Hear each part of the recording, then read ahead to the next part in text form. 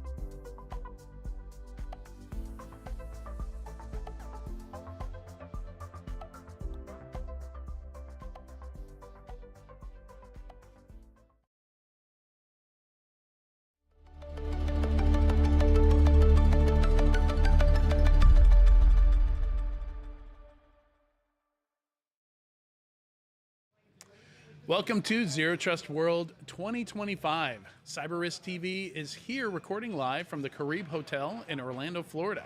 I'm your host, Adrian Sanabria, and joining me to help kick off our coverage of the conference today is Dr. Doug White. Yay! How you doing, Doug? I demanded to be here because I insisted that they let me prove that you were real, because I don't think I'd ever seen you in person. I've seen you so many times on camera, but so I'm not just a virtual avatar. Yeah. No, I touched him earlier and stuck him with a pin and all that, and yeah, the whole thing. Yeah. And I hope it is the Caribe Hotel. I'm assuming that's how you pronounce it. The Caribe Royale. The Caribe Royale. I guess, I don't know. I'm terrible at pronouncing things. I always get it wrong, and then everybody's like, "No, it's pronounced throat warbler mangrove." And you're like, "Oh, okay." I just was reading it off the sign. Very nice hotel. Very impressive conference. Yeah, I'd never been here. I'd never been to this hotel before. We used to do a lot of conferences in Orlando, but I hadn't been to this one ever. So it's very nice. Yeah, it's a huge conference center. They got a big pool, and of course, at my house it was like 20 degrees Fahrenheit when I left, and it was like so you didn't bring a bathing Arctic suit. You didn't even think to. I didn't even think about that. Yeah, I didn't either. Although I think there's actually like a state law about me being in bathing suits in this state. It's not allowed. That happened once, and then there was just this whole thing, and so it was like no more. Yeah. Yeah, there's snow on the ground at home for me in East Tennessee as well, and it didn't even occur to me that it might be swimming temperatures down here. Yeah, it didn't. It's probably not. It's probably not. It's probably very cold. Yeah, when my wife was asking me all the questions about, do you have this and do you have that, and I was like, yeah, no, I haven't. That didn't come up. Yeah. Of course, it typically won't, because it's just like most of my shirtless outfits we leave at home. That's just probably for the best. Probably for the best. I've heard that, but we're always willing to give it a shot. So, so there's a lot going on here at this conference. In fact, a few things already happened yesterday. In addition to a welcome reception, they had a Cyber Hero certification boot camp. Yeah, they did. And then the certification exam appears to be in the mornings. No, they have it like 3 or 4 times. So there's like, oh, do they? Yeah, they keep repeating it so that you have a chance to take it when it's convenient for you. Yeah, so I'm interested to learn more about that Cyber Hero certification exam. Well, I was reading about it because I honestly had not heard of it. And then I saw it and I was like, I wonder what this is. And I actually teach an intrusion detection class. And then I got really interested because it was like, well, if I could add that to my class. So I've got to talk to ThreatLocker. Like, I know you guys are here somewhere, but it basically it's focused on I think the setup, configuration, and so forth of ThreatLocker for enterprise environments. So I'm quite interested in that, because if I could use that material in a class, it would be useful for my students. So call me. Yeah, yeah, and we've seen other products do that in the past, and it seems a good way to build a pipeline of people that know your product, know your brand. We did that with X-Ways. Yeah. We did it with FTK. We've done it with other products later that came around. Cisco was really big on that, because we're like a Cisco Academy, so they give us all their free stuff and we get to use that. And then guess what? When the kids graduate from school and go, I'd like to work at a Cisco shop, please. I still have a functional X-Ways license somewhere, but it's for a version you are really old. It's I don't know if it'll still run on a modern computer at this point. It's like maybe in ways or something back then.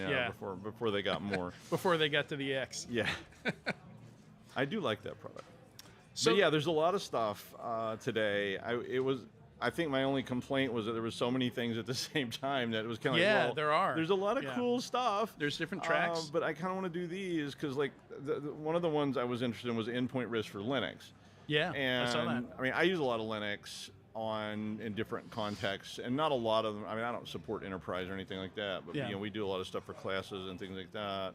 And there's always been that. Should clarify your role, like at the university. I'm a professor. I'm a professor of cybersecurity at Roger Williams University, as well as being the host of the Security Weekly News. Thank you very much. Yeah. Notice that hasn't been mentioned yet.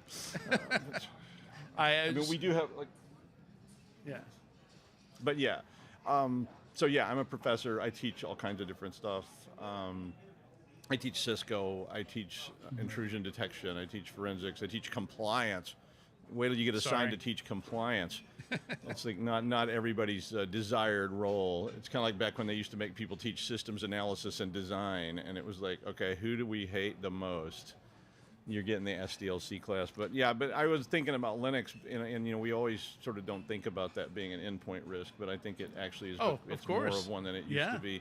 Yeah, they have info stealers for Linux even. Yeah, I mean, and it's a huge, and people use it. People set it up and run it in virtual machines, and and so Macs are the same way, and we just don't spend as much time on that. And there was a couple of like Windows Active Directory ones that I may go sit in on because I used to support more Active Directory stuff than I do now. But just turned 25 day before yesterday.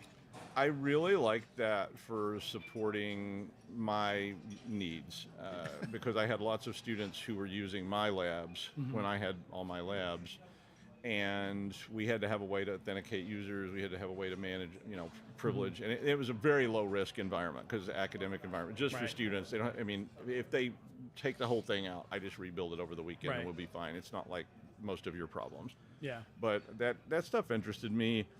They have tons of stuff though. Although they have a fireside chat this afternoon, and at the moment I'm not feeling very firesidey. Oh yeah, no. Well, too warm? Yeah, there's like sweat running down my face. So I'm like, it's more like maybe like a chat on an ice floe or something would be a good idea. I think it's a metaphor. Yeah, I think it's a metaphor too, because I've been to lots of fireside chats where there was no fire, there was no side. It was just But I'd be alarmed if there were. Yeah. Well, it just I saw that was the first thing I saw. It was like 1:30 in the afternoon in Orlando, Florida, at 100% humidity. Let's have a fireside chat. Yeah. It was like the campfire they drag you to when you're in like, you know, a little kid and you go out on one of those camping trips with some group, and you know they're like, let's have a fire, and it's like, I'm dying here. Like, no, I don't want a fire. Like, are there wild animals we need to be worried about? But anyway. So in addition, you know, you mentioned the labs that you do, and they've got quite a few labs here as well. Yeah. There's a Metasploit lab. There's a couple. There's intro and advanced rubber ducky labs. That's really popular. I mean, you know, when that thing first came out, I mean, I know a lot of my students were going to we used to have a sponsor to take students to DEF CON. And my students really got into rubber ducky because they had it at DEF CON and they went to a lab on it. So I think a lot of people are very interested in that. And those kind of labs are fun. And I think cons should always have like interesting, fun labs too, as well as like really dead serious. Yeah. You know?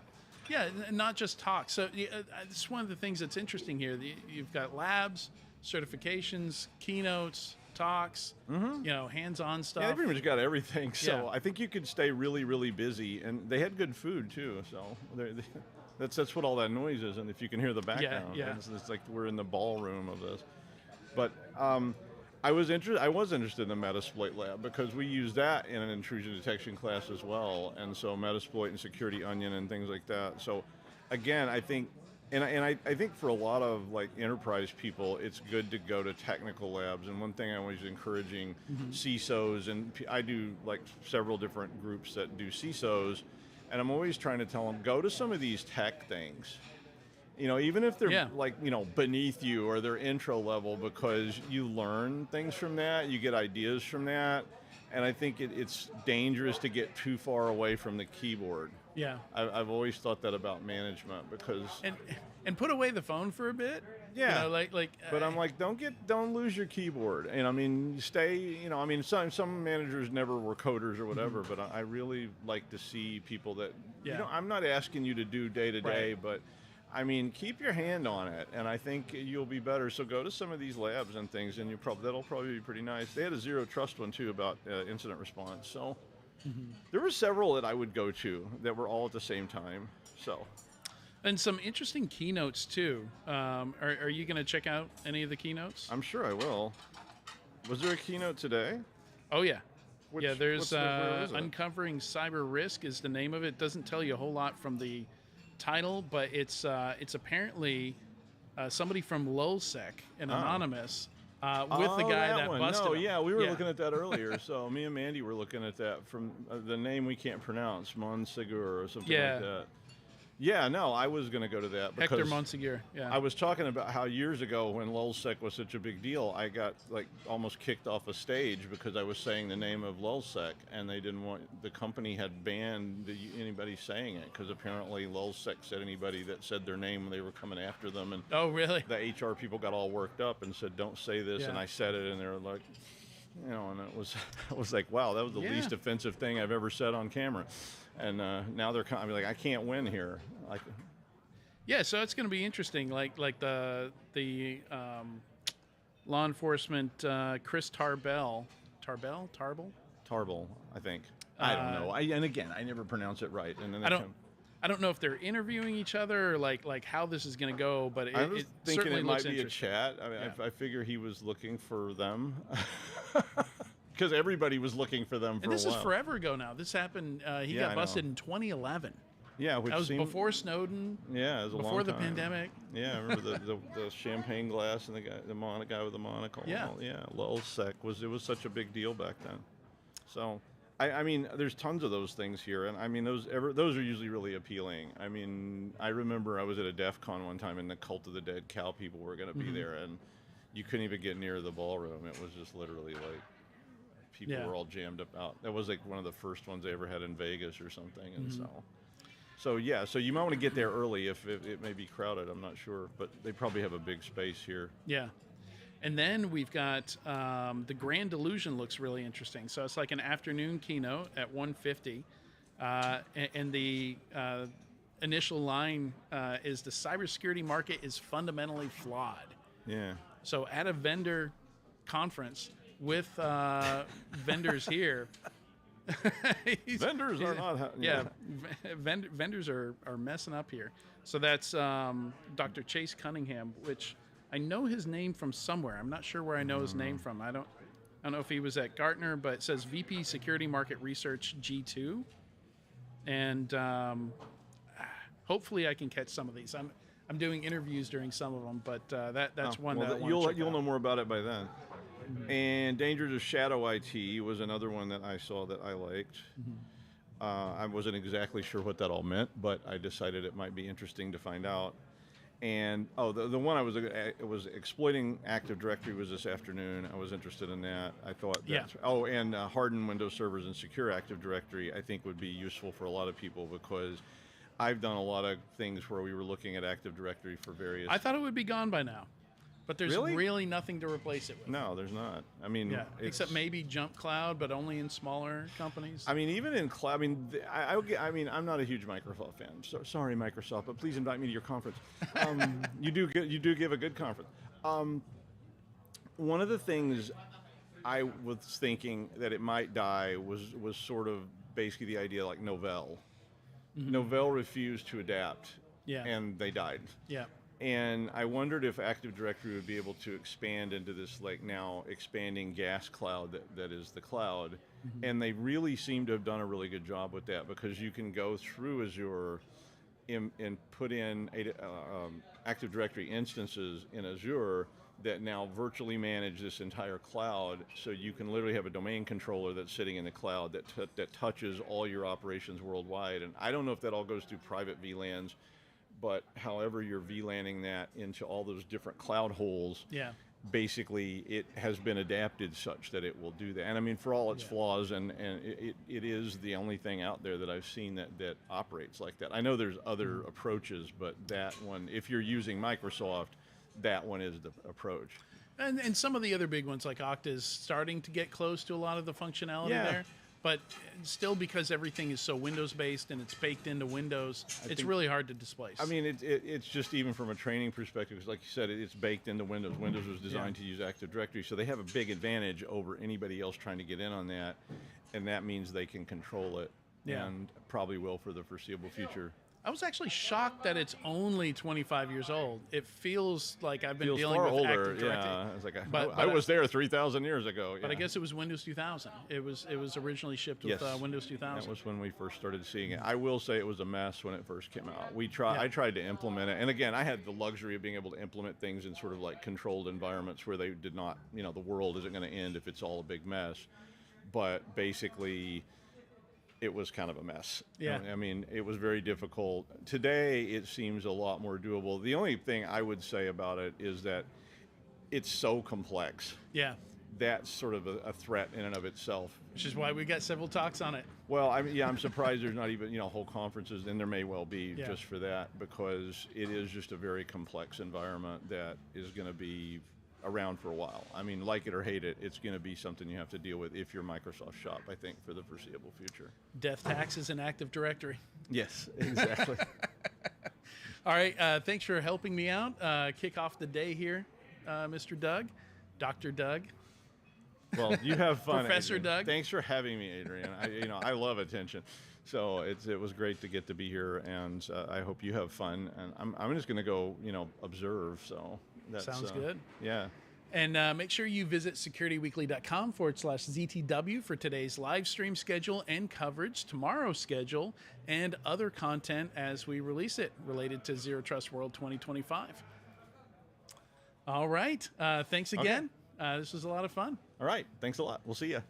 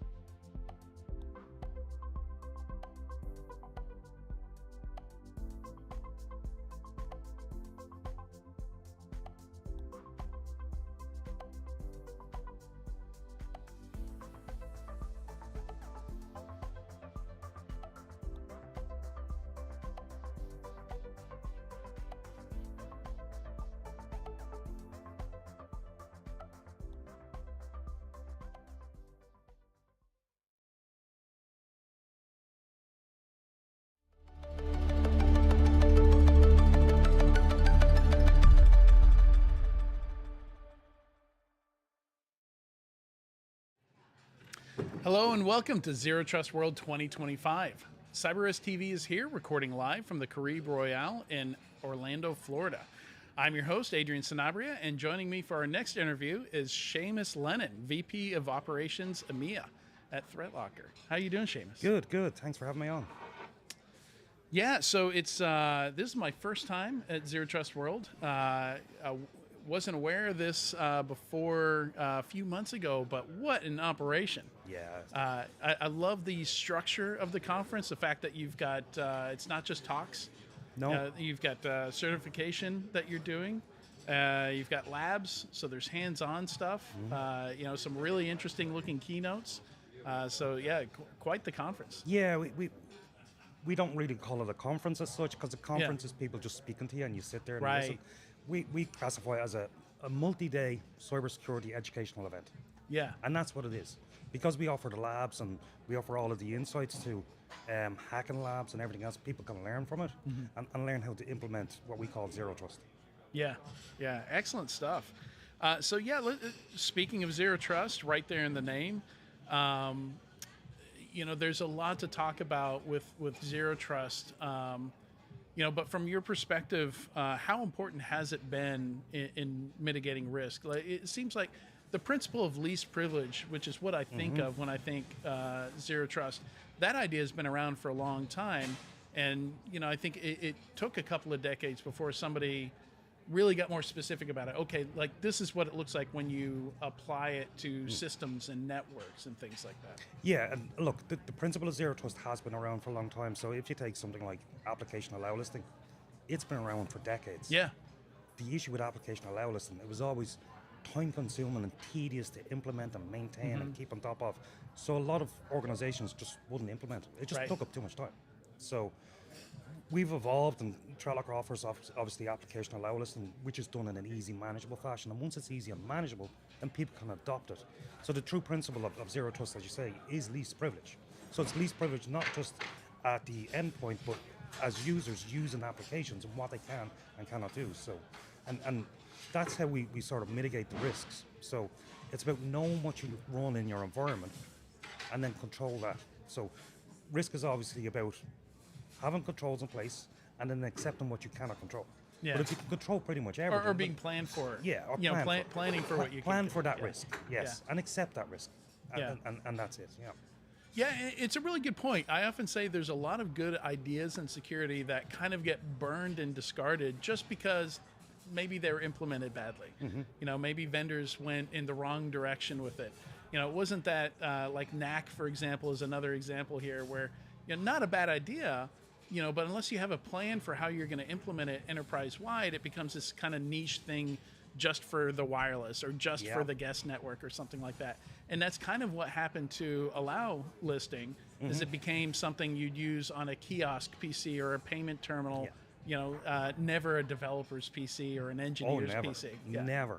You can't lock down a developer's PC because they're God. Yeah. So, and they're the ones getting hacked. And they're always the ones they getting have all the keys to the kingdom. Time and time again. Yeah. And we see that all the time.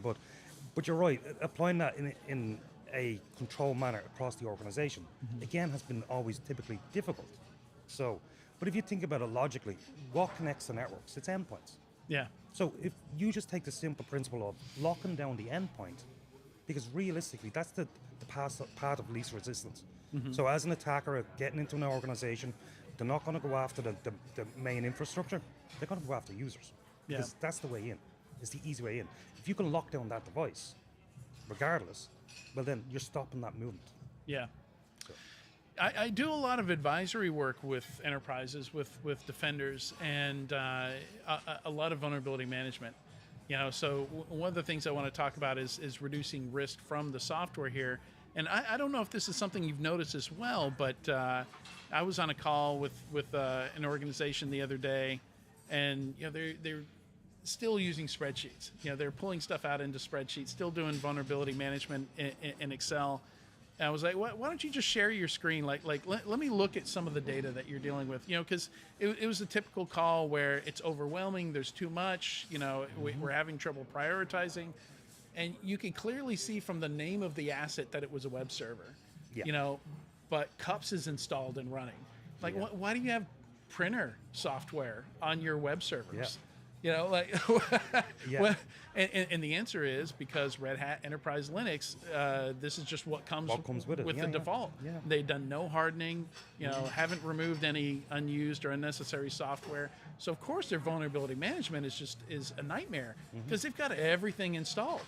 Yeah. So is that something you see a lot? Is that kind of a step you go through with customers where, you know, before we get into allow listening's a lot easier if you remove all that unnecessary stuff. 100%. So, great part of our solution is we utilize what we call a learning mode. So we learn what runs on the environment. Now, that's great, but like you say, there's all these pre-built-in applications that users just don't need, servers don't need, but they're there already.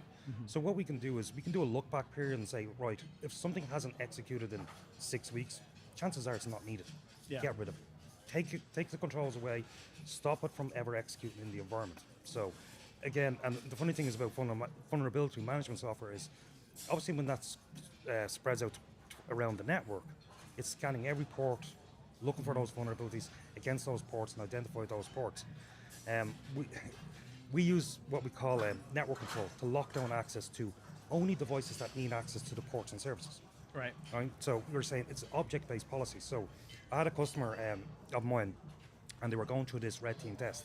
And as part of that red team test, they had to go through the vulnerability management. So what happened was the company came in, they plugged the device into the network, and they did a full scan. They said, look, we'll be back in 2 weeks. We'll have a full vulnerability report. It'll be very extensive, very, very extensive.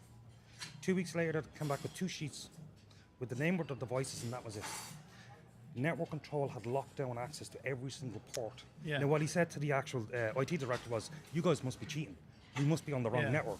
He's like, no, that's just the way it should be. So zero trust is obviously even at the port level, only allowing what needs to run. So regardless of what vulnerabilities are on the devices, nobody can actually take advantage of those vulnerabilities because they can't see them. So, and look, vulnerabilities are always going to be there. You're never going to be 100% secure. Yeah. There's always going to be a hole somewhere in a certain piece of software. But if you can control the software and control the access to that software, you can sort of secure that environment as well. It's kind of a no-brainer principle because less and less do we have local assets that we need to get to. You know, like everybody kind of dumps on free Wi-Fi or coffee shop Wi-Fi as super dangerous. But almost every, like I used to systematically try and scan those networks when I was on them, just to see how people would configure them. And in 99.9% of cases, they've ticked that box that says client isolation, which means you get on the coffee shop Wi-Fi, you can get to the internet. That's it. That's it. You can't talk to anybody else because there's no need to. Like, there's not a local printer at the coffee shop you're printing to. You know, there's not a local file server that you're connecting to. There's no need for any of that. So, in a way, coffee shops adopted zero trust first. They did. Well, most of them did. But the other side of that is, like, if you think about as a result of COVID, most people went into a remote working. And still today, it's a hybrid workforce. Most people are working at home on a home broadband connection, which doesn't have the same security level that an office network would have. And if you but that's part of your corporate network now. But that's it. and what you're doing is you're VPNing into that corporate network and exposing it. But here's the funny thing. When we talk about vulnerabilities, it's not just vulnerabilities in endpoints, but it's vulnerabilities in everything. So, I mean, you know, if you think about a home broadband connection, IoT. Smart TVs, Wi-Fi enabled fridges, freezers, you name it. All of those IoT devices are potential access to your network. Potential access to your device, which is potential access to your corporate network. And that's where we always say it's the path of least resistance. So, I mean, most home users are not going to go patching the fridge or patching this and patching everything. They just don't. So, and again, it's sort of that way in as well. Yeah, it's interesting how those two worlds have collided. And speaking of all those consumer IoT devices, you know, I think supply chain is another challenge here, where it's not necessarily even installed packages in a lot of these cases. And we see the attackers have realized the benefit of going after supply chain because instead of having to target a single organization, you know, now if I target an NPM package, you know, something a developer is going to download and incorporate into whatever application they're building, I can hit everybody that uses that one package. Exactly. Like, was it last year or the year before, we seen 3CX, the voice over IP service. That update was intercepted through that supply chain attack. So instead of the actual software updating, it pushed out a ransomware to the device. SolarWinds Orion, that was probably one of the most notorious one. Yeah. You know, and a lot of government agencies use SolarWinds Orion, but again, that was, you know, pushed out a false update to attack ransomware. And so they know, rather than attacking individual users, go after the main ones. And supply chain risk is a huge risk. But again, when we're talking about supply chain, like, how do we mitigate against supply chain risks? Yeah. Well, again, apply the principles of zero trust, which is least privilege. So, okay, I have an application running on my device. What does that application need to do? Exactly. What data does it need to access? What other applications does it need to interact with? What network or internet connections does it need to access? And by applying those zero trust policies and principles to the applications themselves, so if, in the case of SolarWinds Orion, basically what happened was, when that patch came out, it went off to a site in New Jersey, I believe it was, to download that payload. Well, if you had said SolarWinds can run on my device, but it can only reach out to SolarWinds, that's it. Exactly. It's not going to happen. So again, it's applying those principles as well. Yeah, we find in a lot of these cases that companies that are really focused on locking down outbound privileges, outbound network privileges, like with Log4j as well, with Log4Shell. Who cares if the exploit can get in? If your servers shouldn't be able to browse to anywhere on the internet, right? Yeah, they should be locked down to just what they need. Yeah. And that's what most organizations say. Well, look, I've no outbound connections or outbound ports open on my servers. I mean, Exchange vulnerability. You know, 2016 Exchange vulnerability. You could inject directly into IIS, scripts for it to execute. We did come across this with one of our clients where a batch file had tried to execute on the Exchange server. Now, obviously we're applying zero trust to that, so when it tried to execute, it got blocked and denied. The IT admins got alerted that it got blocked and denied. So basically they took that batch script and then executed it in a controlled manner, and it just caused havoc. It caused havoc. Yeah. Basically, in the Exchange server, it replaced the Outlook address book to a actual payload. Oh, wow. So every time somebody opened up Outlook, it would download the new global address book, but instead of doing that, it was actually downloading the payload. Oh, I didn't know that. Yeah. I'm not familiar with that one. Yeah. Very simple, very easy. Yeah. But again, that was a vulnerability within Exchange. Yeah. Now look, there's certain things you can block outbound access, but if you're using an on-premise Exchange server, how is anybody on a remote device able to access it? It has to have that connection. Yeah, it does. Yeah. I mean, it's some of these are tough. Exchange, an Exchange vulnerability or set of Exchange vulnerabilities shut down one of Rackspace's entire business lines. Yeah. Their whole Exchange hosting business with over 10,000 customers, they just moved them all over to Microsoft 365. Yeah, we're done. Yeah. And that is the let Microsoft deal with this. Yeah, it's their problem, not ours. Yeah. And look, as I say, there's always going to be risks in supply chain. Yeah. You know that way. And when you think about risks and vulnerabilities, like if you go back to, let's say, WannaCry 2017, that was the Eternal Blue vulnerability, which was the most, which is still hanging out there. Most notorious ransomware. It was hidden there for a while. Nobody knew about the vulnerability. But once it got out, that was it. Now, in 2017, if you look at CVEs that were recorded that year, there was like 14,000 CVEs. Yeah. Okay.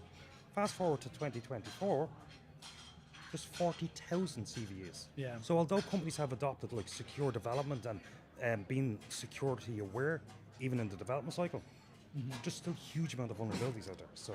And that's a great point. So I talk about this, again, with this advisory I do with enterprises. I talk about this constantly about how you should be thinking about broad mitigations that are going to prevent those vulnerabilities from being exploited before you even know they exist. Yeah. So again, like outbound controls, not allowing systems to talk to anywhere, not allowing, shutting down ports of software that's not being used. A lot of what you guys are doing are these controlling the applications themselves. This is almost part of vulnerability management in a way. Yeah, it's a very simple when you think about it, the methodology. But once you apply it, you're literally mitigating against 90% of the risks that are out there. Yeah. Well, thank you for joining us today, Seamus. I've enjoyed this conversation. I learned about a new Exchange vulnerability I was never aware of. That was really interesting. And to access all the CyberRisk TV content from Zero Trust World 2025, you can visit securityweekly.com/ZTW. And stick around. We'll be back in a bit with more interviews. Thanks again, much. Seamus. Thank you. Thank you.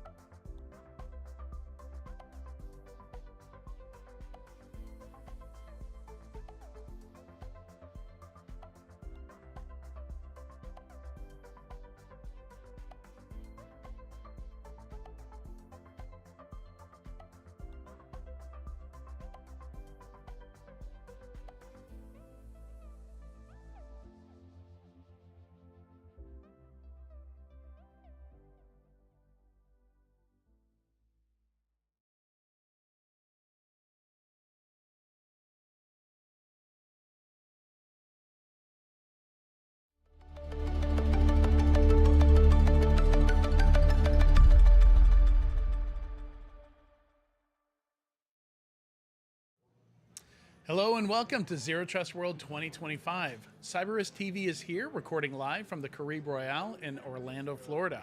I'm your host, Adrian Sanabria, and joining me for our next interview is Ryan Bowman, VP of Solution Engineering at ThreatLocker. Welcome, Ryan. How are you doing? Great. Thanks for having me. Glad to be here with you today. So my first question, what is solution engineering? Help me understand that term. That's a good question. So our solutions engineers are the ones who help our customers, first of all, understand what ThreatLocker does, how our solution protects them from a cybersecurity perspective.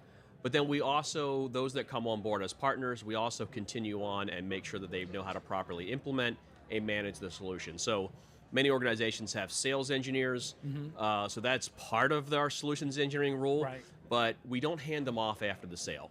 And that's why we went with solutions engineer as the title. So customer success. Yeah, we have maybe a bit of a longer POC process than some organizations might put you through, because we really want you to help understand what the solution does for you before you make that decision. That you're doing a lot more than other solutions do. Yeah. And so rather than hand you off to somebody who's going to then onboard you, who now has to start at square one and doesn't know anything about you, right. We just allow our engineers to kind of continue through that process, help them successfully onboard and understand how to manage the solution. And I understand, is that what the certification I've been seeing is about as well, the Cyber Hero? Yeah, that's a certification we offer to our customers to kind of validate their expertise in managing the ThreatLocker solution. So it's open to everyone. Of course, we put our own staff through something very similar, before they begin to offer support and things like that. But it's an opportunity for those administrators who are managing the solution for their organizations to kind of get that validation that they understand how the solution works and how to implement it. Gotcha. All right, so also want to talk about Shadow IT today. So Shadow IT has been, I think the first time I heard the term was maybe when Dropbox became big. All of a sudden there's this cloud-based solution and all your corporate files were zipping off into something, somewhere. Right. So this, the idea of shared responsibility didn't exist yet. AWS was brand new, I think around the same time that Dropbox first came out. And I remember I was working for a large payment processor at that time, and I'm usually the problem. So it was interesting that I was in security building the policies and things like that, because I'm always the guy trying out the latest thing for the new time. If you look at my password manager, there's 1,400 items in it. I create accounts on all the things, I try out all the things, so I'm kind of, I understand the problem more than most. Yeah, and you bring up Dropbox, and that's still one of the key elements that I see as one of the risks associated with Shadow IT is, if you don't know where your data is, then you can't protect it, which is one of your core responsibilities. It may not be backed up. If employees are putting company data on, say, personal, whether it's Dropbox or Google or OneDrive or wherever you want to put it, if it's outside of the scope of what the IT department is managing, then that data's gone. Yeah. The employee leaves the company, they still have your data. There's no way for you to claw that back. And so, that remains, what started out of those first, cloud storage platforms kind of started creating this problem, and it's still a problem today. And then now it's not just Dropbox, there's 20 or more probably opportunities you have to put data in places that are probably outside the scope of what IT is aware of. Yeah. Yeah, now we have to worry about AI training on data, right? And, data is still very much, I think, front and center. I used to, when I was an industry analyst at 451 Research, I predicted data security would be the last thing that we'd really fully go after, because it was such a hard problem. Because the moment you put any controls around the data itself, I need to share something with someone. Okay, now you need to install this thing. And once you've finished installing that, I'll give you the passphrase and you can unlock it or decrypt it or whatever. It's just really cumbersome, adds a lot of friction. So it's a tough one, data security. Yeah, and that's one of the things that we talk about too, is kind of the initiator, or some of the reasons that we have Shadow IT is because of what you just described. The mechanisms that organizations sometimes give their users to accomplish their tasks, quite frankly, isn't good enough, right? Yeah. Do you really expect that an employee is going to go through a 10-step process to get a file to somebody when they could just send them a OneDrive link from their personal OneDrive? Like, they do this so easy at home every day, and then when they get to work, it's so hard. And so there, obviously I understand the IT perspective of that too, and the security perspective of how they need to protect their data. But there has to be some kind of a balance there. We're sometimes not forcing, but nudging perhaps people into shadow IT because the options we've given them just quite frankly aren't good enough. Yeah. Yeah, and it's tough because the market's constantly changing. I'm sure some percentage of those things, those 1,400 items in my password database, those products probably don't exist anymore. Yeah. They've probably been shut down. I can just remove those out of there. And typically some of my favorite products, often Google, right, shutting things down. But if we zoom out a little bit, not just talk about data, but talk about applications, is there a more structured way to allow people to go after shadow IT, or to kind of funnel them into a conversation with IT, so that you can kind of tackle this stuff as it comes up? Yeah, I mean, apologize.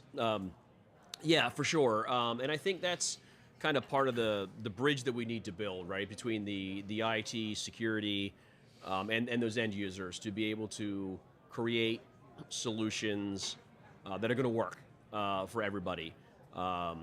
Giving them the applications that they need to be efficient and effective in their job, making it easy to get those and to use those.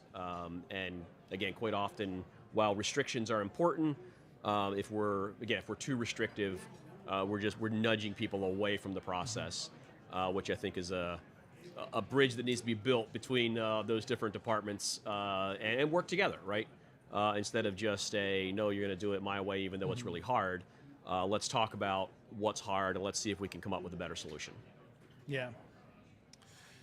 Yeah, and integration is another big piece of that as well, right? It's a lot of different ways so maybe we can talk a little bit about how do you discover that you have a shadow IT problem in the first place. Yeah, I think every product that I see that tries to tackle shadow IT, that first component is discovery. How are you going to find it? Yeah, I mean, and that's one of the things that ThreatLocker really can help with. When you deploy our agent, we do a discovery process. We show you what applications people are using. We show you what data they're touching, how they're touching the data. And so when you look at that data and you say, I've got 3, 4, 5 programs that all essentially do the same thing that are used within my organization, that's a complexity, that's an integration challenge more than likely. When I work with you, I get a OneDrive link. When I work with somebody else, I get a Google link. And when I work with somebody else, I get a Dropbox link. Like, the more of those things we throw at people, the more complex their job becomes. And so when teams try to interact and work together and nobody's doing it the same because we've all chosen our own piece of software of choice, that obviously complicates those integration pieces. So ThreatLocker then obviously allows you to put those controls in place and say, well, no, you're actually only going to use this piece of software. This is our software of choice. It's a control mechanism. You try to run something that's not permitted, you're just simply not allowed to do it. Yeah. Now they can, of course, users can request. You can change those policies, but really putting control in place is how you stop. Figure out what's going on first of all, and then put controls in place to only allow what it is that you've given them permission to do. Yeah. And I think it helps that a lot of these organizations have made it, I think in early days, some of these products, you have to install the product to get the file, and now it's pretty easy with most of them where it's just a web page and you can download the file directly. Like, it's optional. Yes, you could have an account and you could, put this file in your account if you don't want to download it to your local PC. But at least it's an option. Some of these vendors are giving us options where, no, I don't have to install the piece of software to decrypt the files or to, get access to the thing that we're collaborating on. Yeah, and that's a control mechanism as well, right? for sake of example, if OneDrive, Microsoft's OneDrive is your file cloud storage of choice, then what business reason is there for your users to go to Google Drive? Yeah. There's probably not. There probably shouldn't be. And so block it. Yeah. If you can't get there, you can't log in, you can't upload files. So again, it comes back to that control. I mean, policies are great, but we know how that works, right? I mean, 80, 90, if you have a great organization of people will follow policy. Yeah, if they read it. If they read it, if they even know what the policy is. It's kind of like terms of service. But yeah, you exactly. scroll to the bottom, say, I won't do anything stupid, and so, you have to put the controls in place or it's going to happen. And then you have to have a mechanism that tells you what's actually happening to help you kind of drive those decisions. Yeah.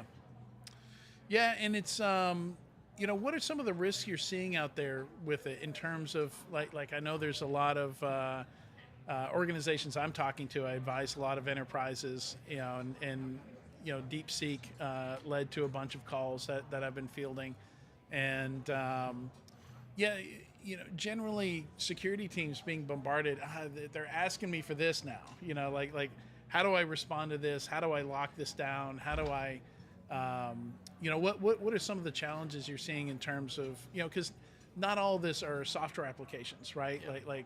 Yeah. A lot of people are confused, like what is DeepSeek? Okay, it's a SaaS service and an iPhone app and a model that you can download onto your system that doesn't have any executable code in it, and it's you look at the news, it's kind of confusing, right?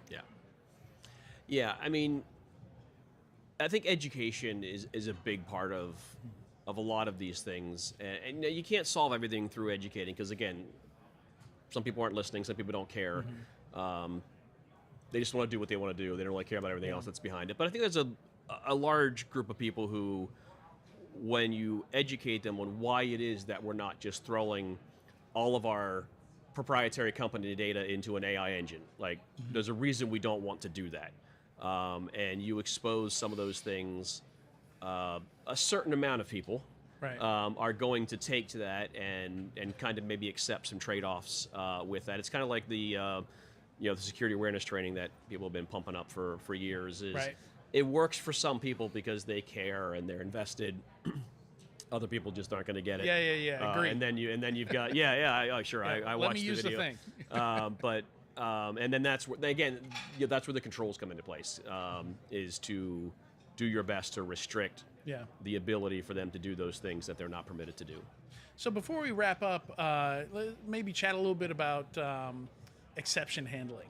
Like there's always going to be the exceptions. Like, we said no Google Drive, but maybe the PR team or the marketing team, they're working with an agency and the agency only uses, you have some of these situations you have to make exceptions for. So like how do you handle those kinds of situations? Yeah, and that's where the granular level of control, comes into play. So it doesn't have to be one size fits all. Yeah, you're going to have maybe marketing who does things a little bit different. You're going to have the IT people who are allowed to do things that not everybody else is allowed to do because of the nature of their job. The ability to break down those controls, not just company-wide where one size fits all, but by groups, departments, even down to the individual level. The CEO always wants special exceptions. And so when you put those control mechanisms in place... Most dangerous exceptions. Yeah, right. Yeah, the ones they should never have, but they want anyways. But you have to be able to do that granularly, and ThreatLocker does enable you to do that all the way down to the individual computer or user, even for a time period. Wow. You need Dropbox because you're working on a project for the next month. Well, all right, I'm going to let you use Dropbox for the next month, and then it's going to go away again so I don't forget. That's a great point. Like when I share to anyone with the link, oftentimes it's because we've got a meeting coming up, so incredibly important for me to share this file for that meeting. The moment the meeting is done and over with, it should just be unshared. Like I should have an option not to share this thing with everyone or use this program for, like the app that I'm using for this conference. I would love to be able to say, just delete it after the conference is done. I'm never going to have a need for the ThreatLocker 2025 app after this conference is done. Like, why don't I have that option more often? Yeah, I mean, honestly, the inability to do that is what creates most of the holes that you encounter. One of the most common things that we see from an MDR team is 3389 being open to the internet for remote access, right? Yeah. RDP. People will swear up and down they do not have 33 open to the internet, and we're like, yeah, but I see an active connection. So do you want to argue about? It's reality, but they don't know it. It's not gross negligence. It's not that they intentionally did something that was insecure. It was somebody opened it up, probably for a maintenance window or something like that, and they needed it for an hour. Forgot about it. And they forgot to turn it back off. Proof of concept. Testing, whatever. Oh, now we're going to roll live. Oh, I forgot I have that open. Like, those kinds of details just get forgotten. So the ability to set an expiration to an exception right out of the gate is huge. That's huge. Because odds are, particularly if it's a month, 3 months, you're going to forget. Yeah.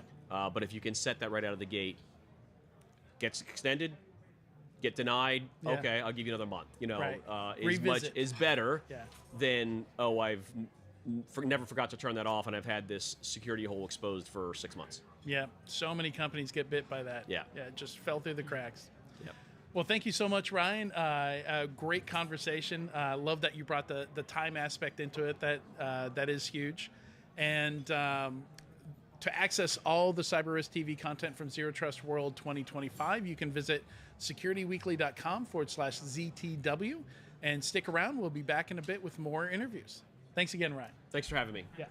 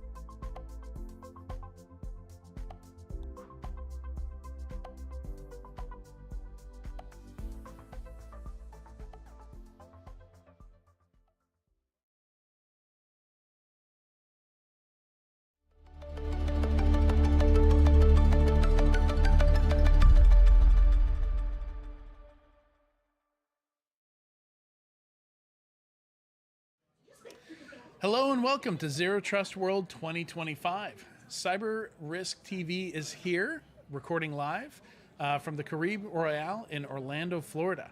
I'm your host, Adrian Sanabria, and joining me for our next interview is Eoin McGrath, Solutions Engineer at ThreatLocker EMEA. Welcome, Eoin. How are you? Nice to meet you, Adrian. I'm doing really well. Delighted to be in Florida. The weather is so much nicer here.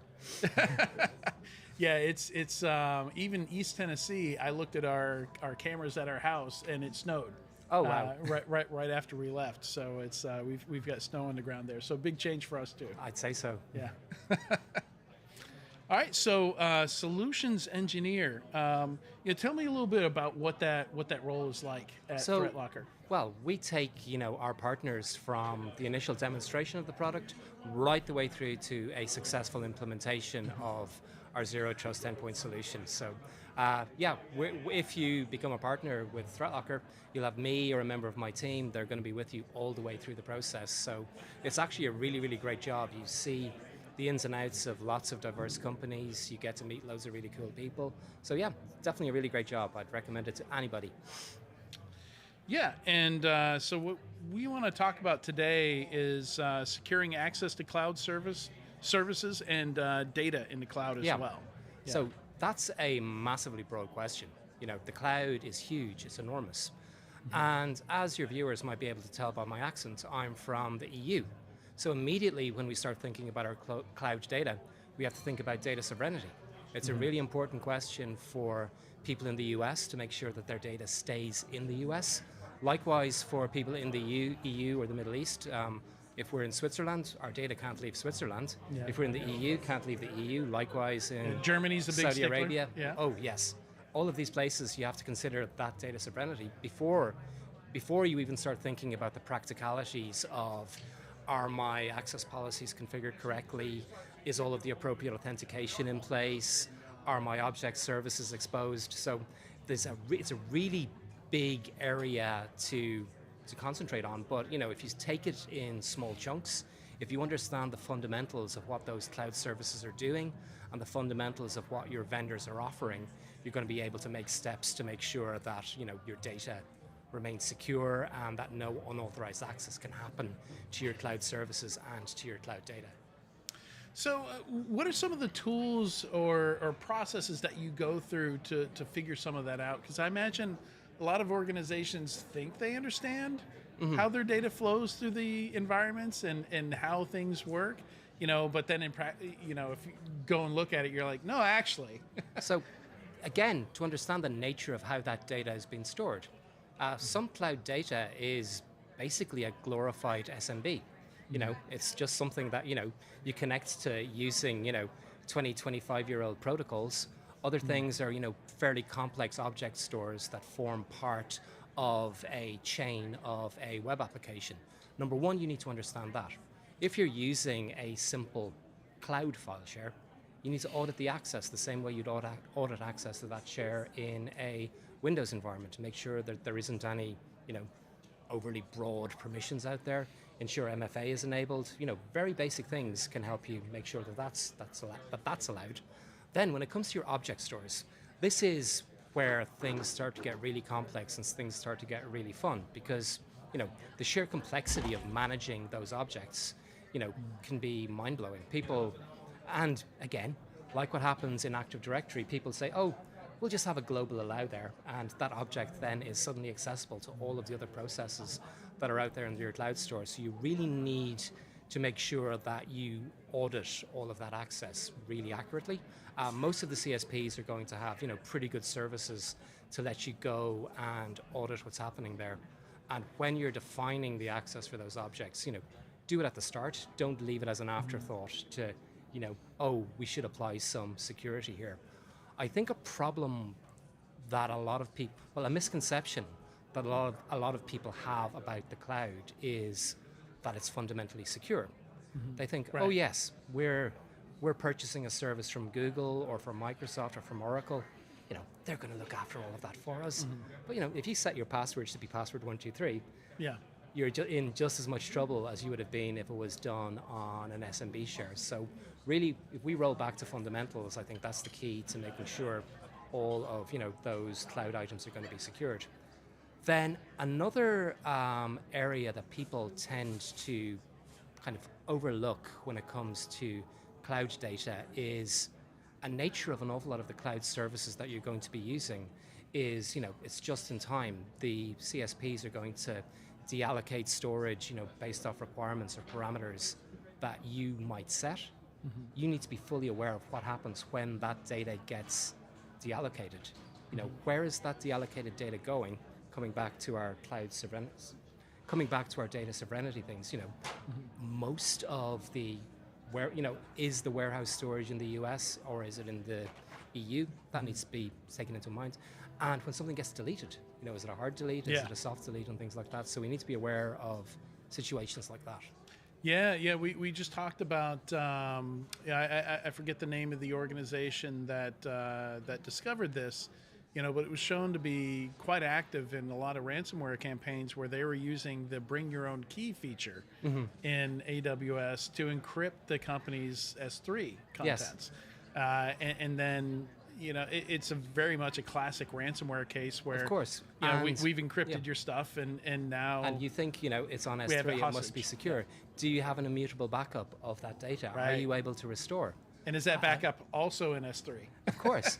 And have you done your due diligence with those backups? Have you made sure that in a disaster recovery scenario that you're able to recover that data and put it into the appropriate place?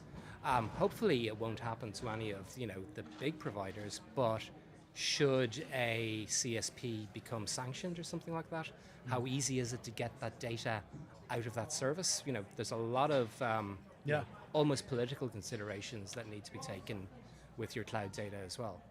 Yeah, I saw a case not too long ago, somebody posting about it, and I forget which cloud provider it was, but somebody couldn't get their website data out. Like their account had been shut down for some reason. They tried to appeal it, and the appeal was denied, and that was it. Maybe the Wayback Machine, they can scrape perhaps, some of their... and we hear all of these horror stories of of streamers and things like that where their account gets compromised or blocked for no reason. It's your livelihood with that data that's there in those services. So you need to be really, really aware of who has access to it, what potential laws might be applied to all of those things as well. So it's not something to be taken lightly.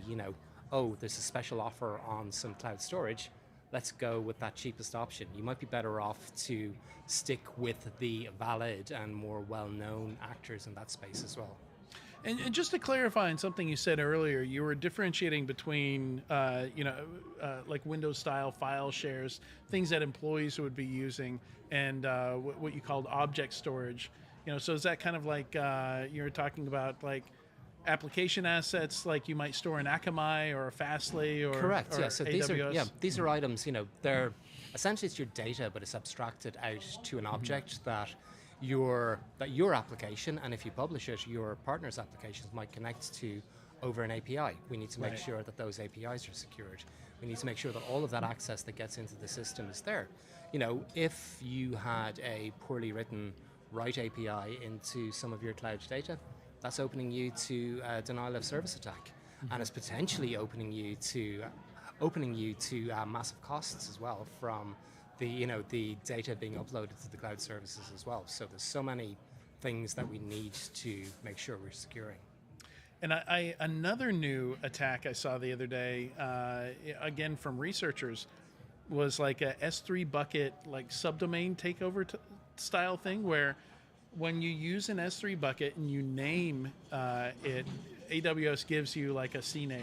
Yes. So it'd be like mystuff.aws.whatever.s3.aws, and a lot of people still had web assets pointing to buckets that no longer existed. Mm-hmm. And as long as that bucket doesn't exist, anybody can register that name and then replace that PDF with .exe malware. Yeah, and then back to the point of when data is deleted or data is deallocated, you need to understand what the procedures are for those particular services. You know, Microsoft and Google and indeed Amazon, they provide really good documentation.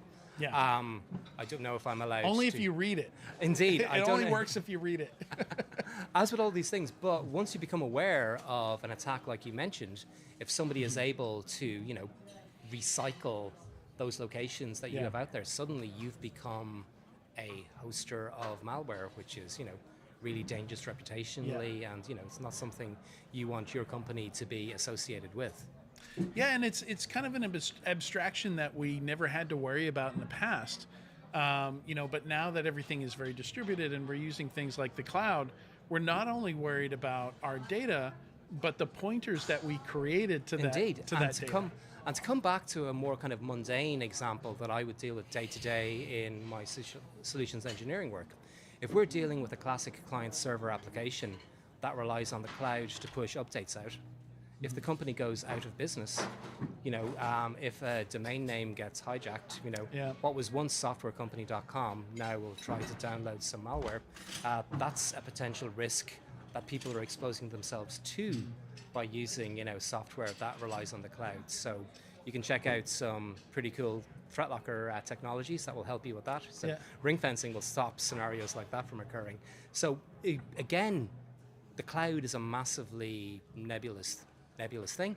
Is it just the cloud? Is it client-server applications communicating with the cloud? Is it your end users, you know, uploading or downloading data from there? We need to be able to map out what all of those links are, what the potential risks are, and, you know, kind of have that audit, have that overview, and have that knowledge of where our data is, what it's doing, and what people can do with it or without it. Yeah, and I wonder, like, how do you deal with this problem on both sides? You know, like in this review that these researchers did, you know, they found stuff where looking at it, you would think surely nobody's still running that old version of that software.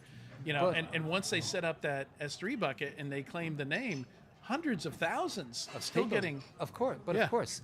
And likewise, you know, as we all know, moving everything to the cloud isn't that cure-all that, you know, that old, you know, moving that old server to the cloud or moving that old data share to the cloud.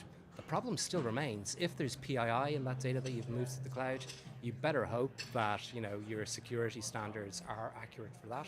You know, if there is a location where there is a, you know, a known hole or a known breach or something like that, you better hope that moving these things to the cloud aren't going to resolve those particular issues either. So really, I think that my takeaway is, while the cloud storage and services are absolutely awesome, they still have the same inherent risks that we have in a client-server environment, and probably more risks just due to the very fact they enable us to do it at scale, at larger. They're actually in the cloud and they can do it at scale, and it's out there looking at the wide world of the internet. And we all know every other day there's a new CVE or a new potential exploit out there that we need to be aware of. Yeah, absolutely.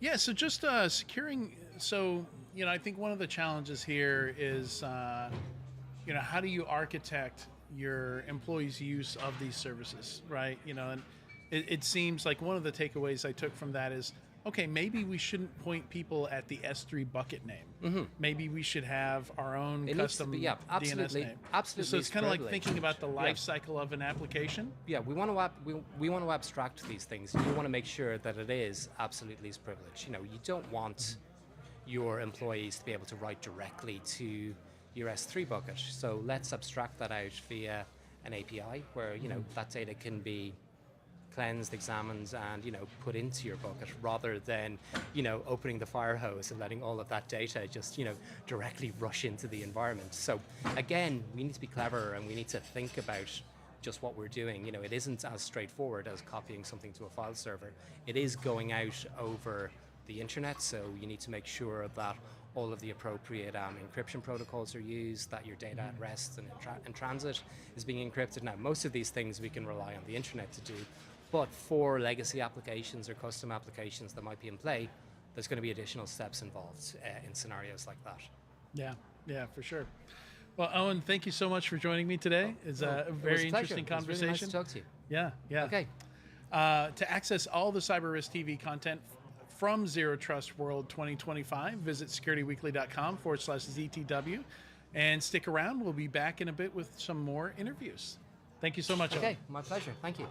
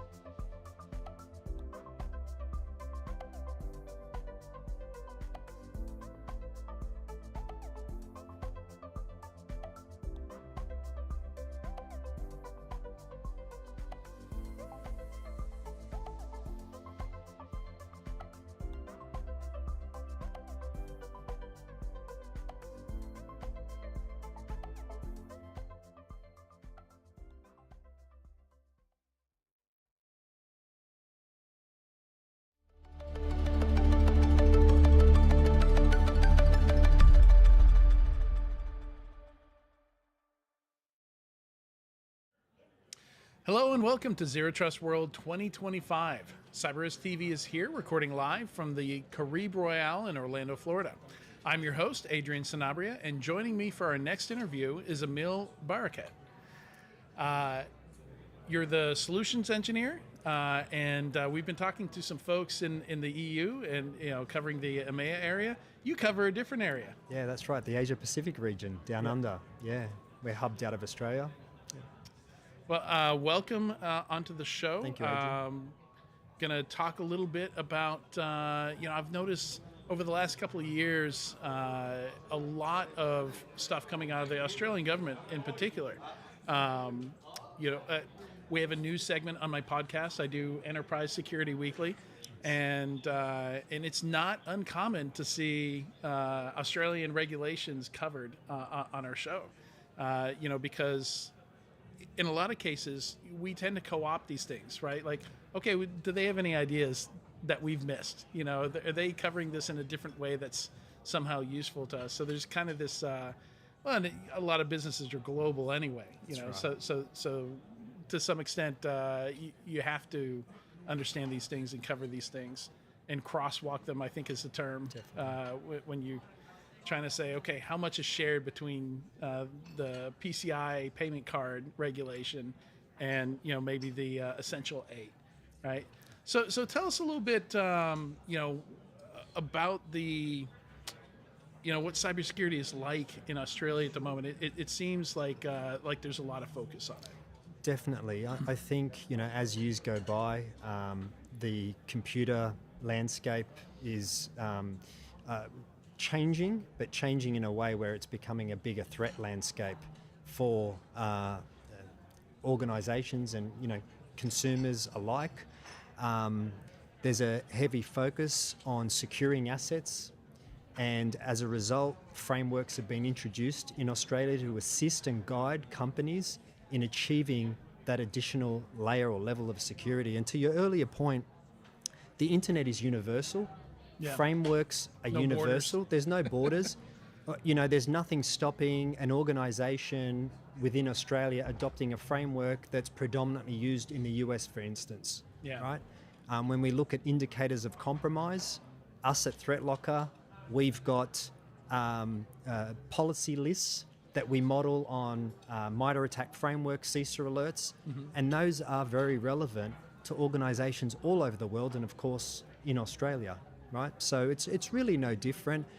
Unfortunately, we're seeing attacks occur that make the news, they make the media, and it could be due to the industry in which that organisation is in, or it could simply just be the fact that they have a large logo or a well-known logo, and therefore it makes the news. But what concerns us and what we're seeing every day is the number of organisations that are getting hit that don't make the news, right? Because you don't have to be a large organisation for that compromise to affect you and affect you badly, right? Take away your business potentially. Yeah, and there's so many incidents now that they can't all make the news anymore. It's unfortunately become so frequent. It's and there, a few bad ones. Occasionally we'll talk about stuff down there, like I think the Red Cross was a particularly bad one a couple years ago in Australia. But yeah, it seems like, and particularly here right now, one of the industries that we've, I think maybe neglected and haven't enforced enough regulations on, telecoms. And you're very familiar with telecoms. We've got a big problem with telecoms here. I think one of the details I saw come out, as we're looking into Salt Typhoon and what they're doing in used telecoms, is that you only needed to compromise one administrator's account to get access to like 150,000 pieces of infrastructure. Yep. Like that's not zero trust. No, not at all. And zero trust needs to be zero trust, not just on one machine, but on all your computer assets and servers alike. Because it just takes sort of one loophole into an environment, and before you know it, you could be completely compromised and you're in a very bad state of hurt. Yeah. Okay. So, we're certainly assisting customers down under in achieving the compliance frameworks that they're aiming for. So we've got a great security stack, a tool set that can assist them on that journey in achieving the framework that they desire. Now, Essential 8 is certainly a hot topic down under, and that was born out of the SOCI Act back in 2017, the Security of Critical Infrastructure. So there are 155 ISM controls of the Essential 8 across 3 maturity levels. Right. And they range across application control, user application hardening, patching operating systems, patching applications for vulnerabilities, and then you've also got multi-factor authentication, you've got the configuration of Microsoft Office macros, regular backups, and of course, restricting admin privileges. So the idea of the Australian government is that if you can, I guess, plug the holes and utilise those various ISM controls in order to achieve and deliver that outcome, that you're going to be in a greater position to protect yourself against vulnerabilities and attacks. Now, this framework is not only focused or leveraged by customers in those industries, so critical infrastructure. We're seeing both enterprises and managed service providers that manage various different smaller customers adopt that framework. Right. Some of them will do it as the bee's knees. That's all they want. They're happy with that. Others will do it as a starting or building the foundation and then building upon that thereafter, right? So there is a lot happening. You need some kind of map, right? Well, that's right. To go after this stuff. I don't know if this is, you said across 3 maturity models. Yep. So, there is some prioritization, it sounds like, to do that. Because a lot of these, you've got one control that says asset management. Yep. Says you need to have an asset database of all your software and hardware assets. Well, let's break that problem down a little bit into maybe smaller pieces. Let's get Windows done. Yes. And then move to all the IoT devices, maybe. Correct. It's not really an achievable task to try and do that all at once. And when are you done? Like I've heard CISOs say, if our asset management, if our CMDB is 80% of what we have, I'm pretty happy with that. Yeah. Because getting that other 20%, I'm not sure if that's worth the effort it takes to get there. Yeah, and look, it's something that's going to get constantly reevaluated, every so often, annually or even twice a year, but certainly something annually. And then you'll bring in pen testers, and they'll continuously try and penetrate your environment, your network, just to make sure that things are in check. So, it's no different to what we're seeing elsewhere in the world. But as I said, there's a heavy focus. And last year, the Australian government brought out a mandatory requirement to report ransom payments that you make. Oh, interesting. Right, and it is interesting because the thing there is, based on what the Australian Signals Directorate reported in 23-24, we saw 11% of security incidents reported were ransomware, and that was up about 3% from the previous year. Yeah. And so if you are in security, if you're in that critical infrastructure industry, okay, that SOCI-related industry, or if you are an Australian business that generates more than $3 million revenue per annum, you are required to report ransomware payments. The issue with ransomware payments is multifold, but mainly that you could potentially make a ransomware payment that could inadvertently lead to some breach of some other law, such as anti-money laundering. Right, yeah. Right? So that's where you're kind of like... Or anti-terrorism, right. Correct. So it's very difficult to determine, okay, well, am I making that payment because the idea in my mind is I'm getting my data back or I'm getting that decryption key and everything's going to be fine? But then what's the flow-on effect of making that payment? So you're kind of really stuck in a difficult situation there because you don't know where that money's going. Yeah. And you might know later on downstream, but by then it's too late. Yeah. So what we at ThreatLocker are focused on, as per what Danny said in the introduction this morning, is we're focused on changing the paradigm of cybersecurity from default allow to default deny. And what we offer here at ThreatLocker does an amazing job at assisting the businesses in Australia in addressing much of that Essential 8 framework. Yeah. Right? And that's just, we didn't build it for that. It just happened to fit nicely. Right, right. What we offer, that is, yeah. Yeah, and it's interesting. We were talking before we went live here about kind of reevaluating all these controls we've come up with, because 10, 15, 20 years ago, before we got hit with ransomware 10,000 times collectively, we thought, this seems like a good control. This seems like a good idea. Yeah, let's make this a requirement. Now that's a requirement. And now we're seeing it tested. Now we're seeing it, beat up and, in the field, stand up to some of these events or fail in the face of some of these events. And I think it's an opportunity to reevaluate and say, okay, which of these is actually helping us? Which of these is actually preventing attacks or notifying us of attacks or helping us avoid those attacks in the first place? Like again, like zero trust is this broad mitigation that can take so many types of attacks off the table. Like we were talking earlier about, vulnerability management is very, very difficult. We cannot patch software quicker than attackers can put together exploits and run those exploits out. So the answer is, what can we do to make exploiting vulnerabilities more difficult, even if we don't know what they are? And zero trust. A lot of this zero trust stuff just takes a lot of stuff off the table. And it's not just a buzzword when it comes to what we do at ThreatLocker. Like, we are the most effective solution at helping clients achieve zero trust. It's a $170 billion industry globally, cybersecurity, and we're seeing like almost a 20% year-on-year growth. There are so many cybersecurity solutions out there, and they're great, but you want to really be... Are they though? I'm trying to be nice, that breach line is also going up at the same rate that the revenue line is going up. I was trying to be kind, and I didn't want to be too biased, but the reality is... I'm just pointing out a fact. And I appreciate that, because it plays nicely into what I want to say next, in that, the way that ThreatLocker is introduced into a client's security stack could almost make whatever else they're using or running not obsolete, but it could, potentially get them to reconsider, what it is they're using and whether or not they truly need it, especially with the expansion of our product stack across our suite.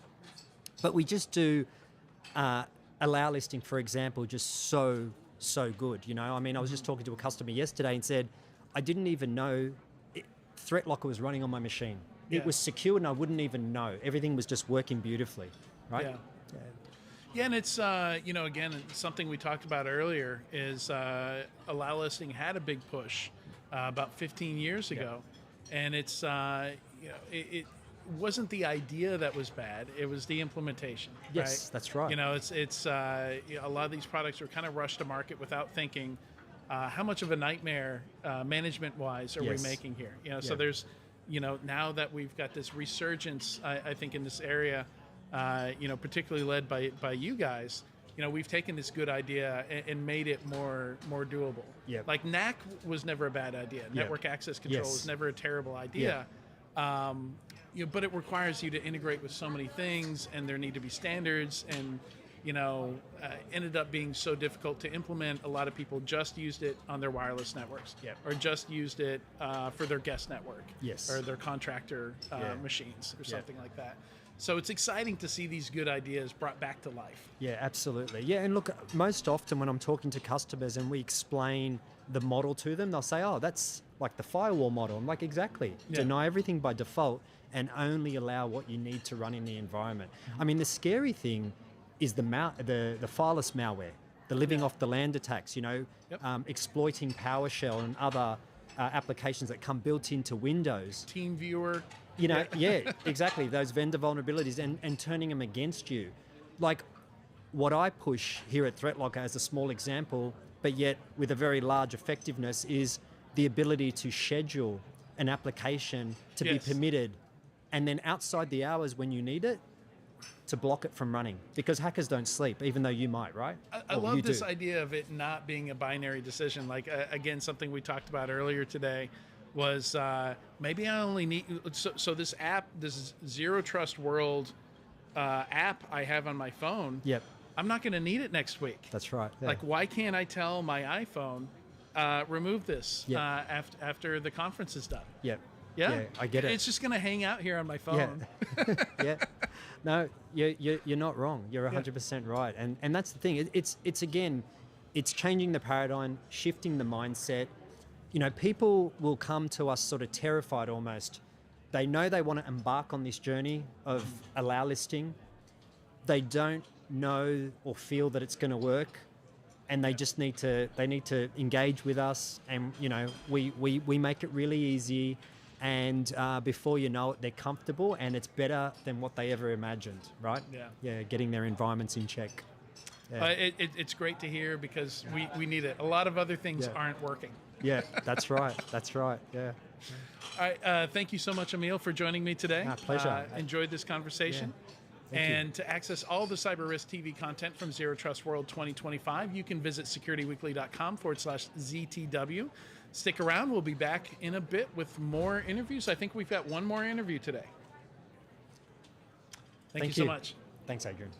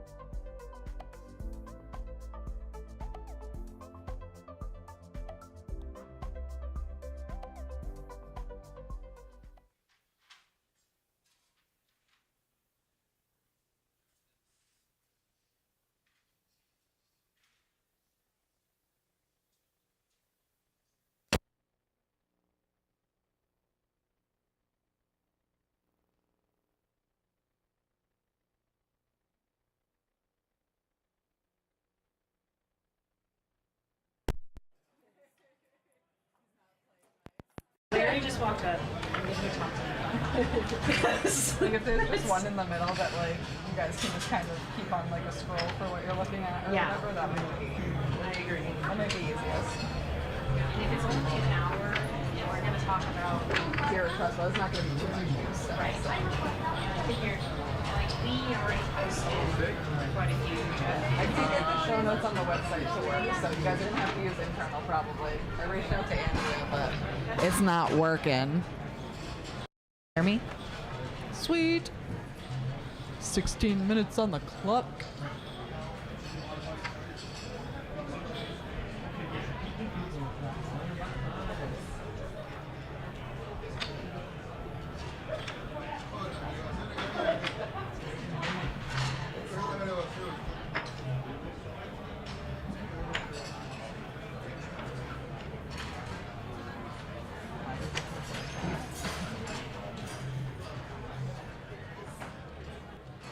Test baby, 1, 2, 3, 4.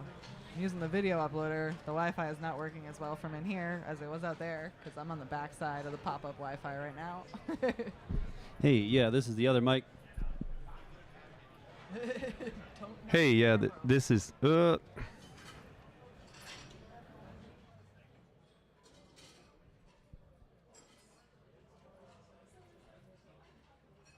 Hey, yeah, this is the other mic. 2, check 2. Hey, 2.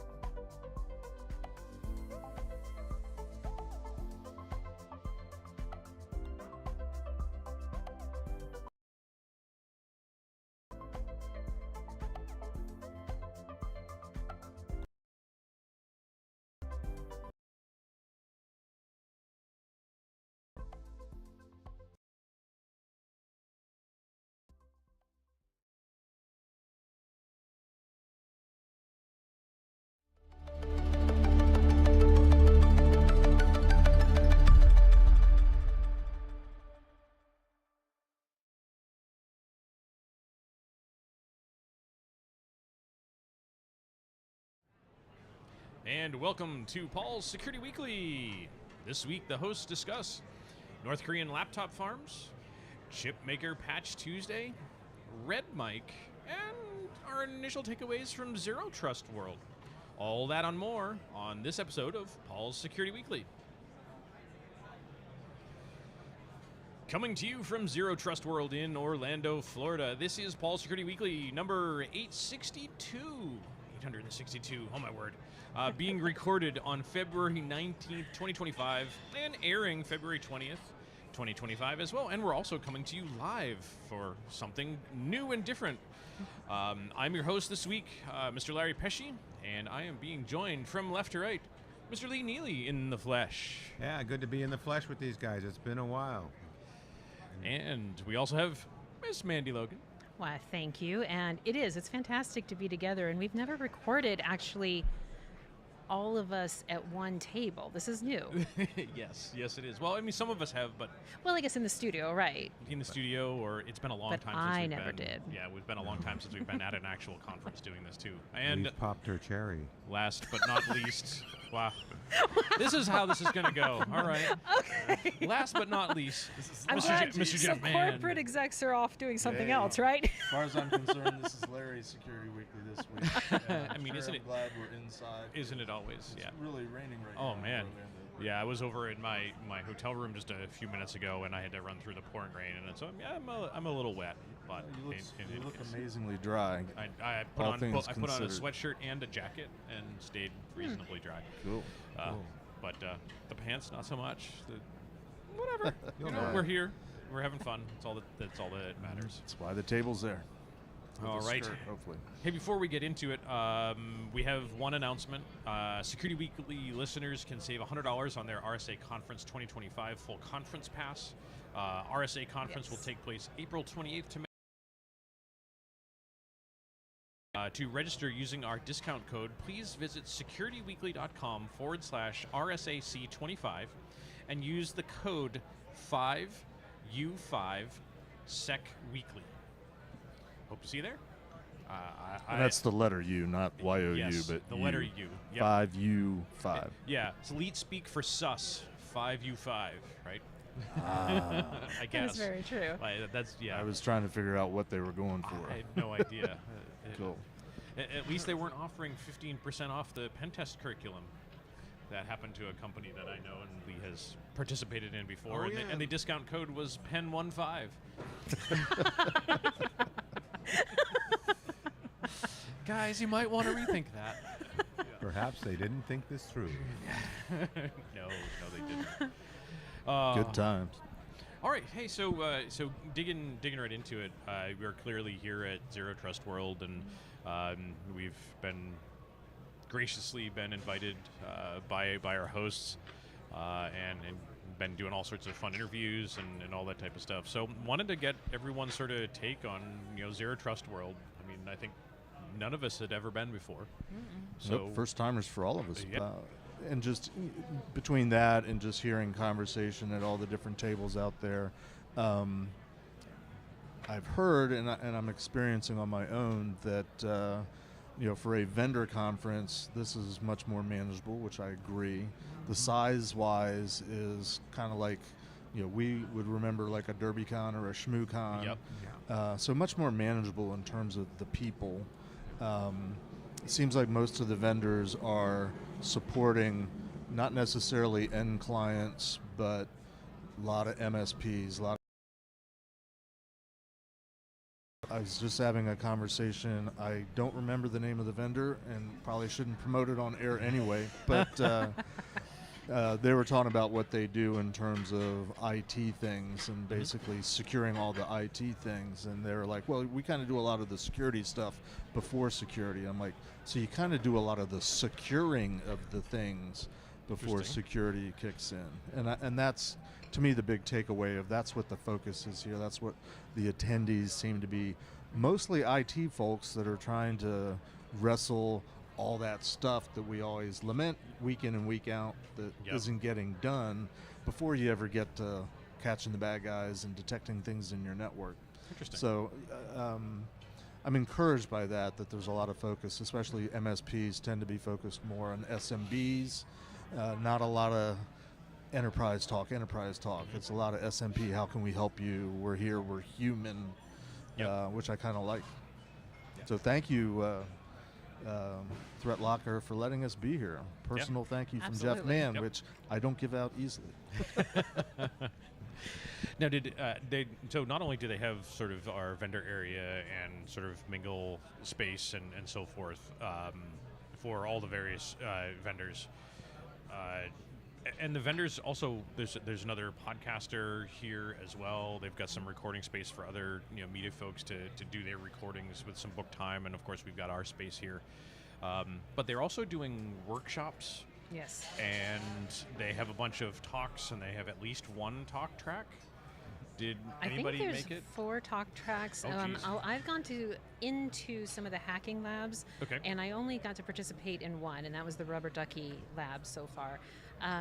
I was going to say, for those considering attending, that I think the ease of use, like the coordination efforts for everybody at Zero Trust World, I've been really impressed with. Mm-hmm. And I think the setup, the layout, even the food management, all of the things that are provided, it reminds me of RVASec, aside from Derby and from CactusCon and things around that side. I personally found at least 80% of the talks to be extremely intriguing, and I would like to have gotten the chance to attend. Yep. I believe they are also streaming. I'm going to guess that they may be available. Some of them are recorded, yes. Some are recorded. Notes on the ones that are not. Yeah, there are a few that were not recorded. The other thing this morning I found very interesting, getting over here about 7:45, were the amount of practitioners lined up for the Cyber Hero certification exam. And there had been a final prep course yesterday, and then they were doing the Cyber Hero examinations through today and tomorrow, and I was actually really impressed that at 7:45 there were probably 200 people lined up to do the exam. Any idea what the Cyber Hero exam is? What is that? No, I'm trying to understand. I took it to be like a power user of ThreatLocker. Yeah, that's what I was kind of figuring too. Yeah, I'd read up a little bit on it prior to coming here, and it seemed to be training or testing, I guess, on how well they use the ThreatLocker power suite type of stuff. tools. Well, very cool.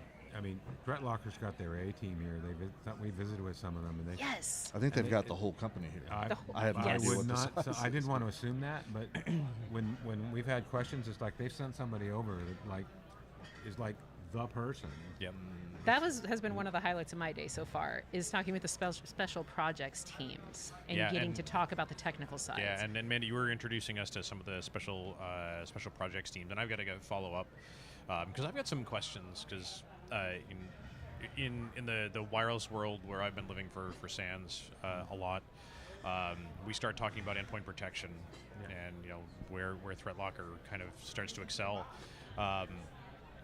Endpoint protection for Wi-Fi is almost unheard of, just because of where sort of Wi-Fi lives in the various kernel spaces and user land, and a lot of times threat detection and endpoint protection was always sort of more in user space, where Wi-Fi interaction from all the wireless attacks are in kernel space.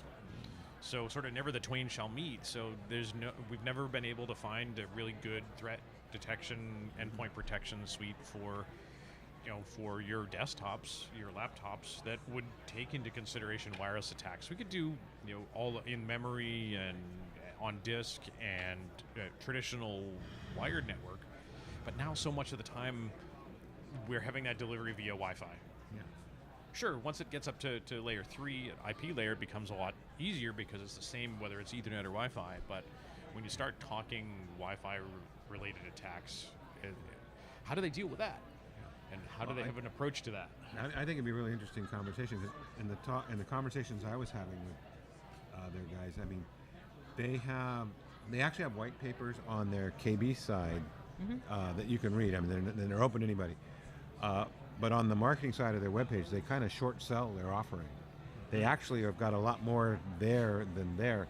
And On which part did you? Well, like remember when we were looking this morning, right? And we kind of got this overview, and you're like, you were you mean on those 10 points from 2024, the top community points? And when I was looking on the what does ThreatLocker offer, it was kind of like it was a cool overview. But we really wanted where's the beef. True. And you found the beef through the white paper on those points.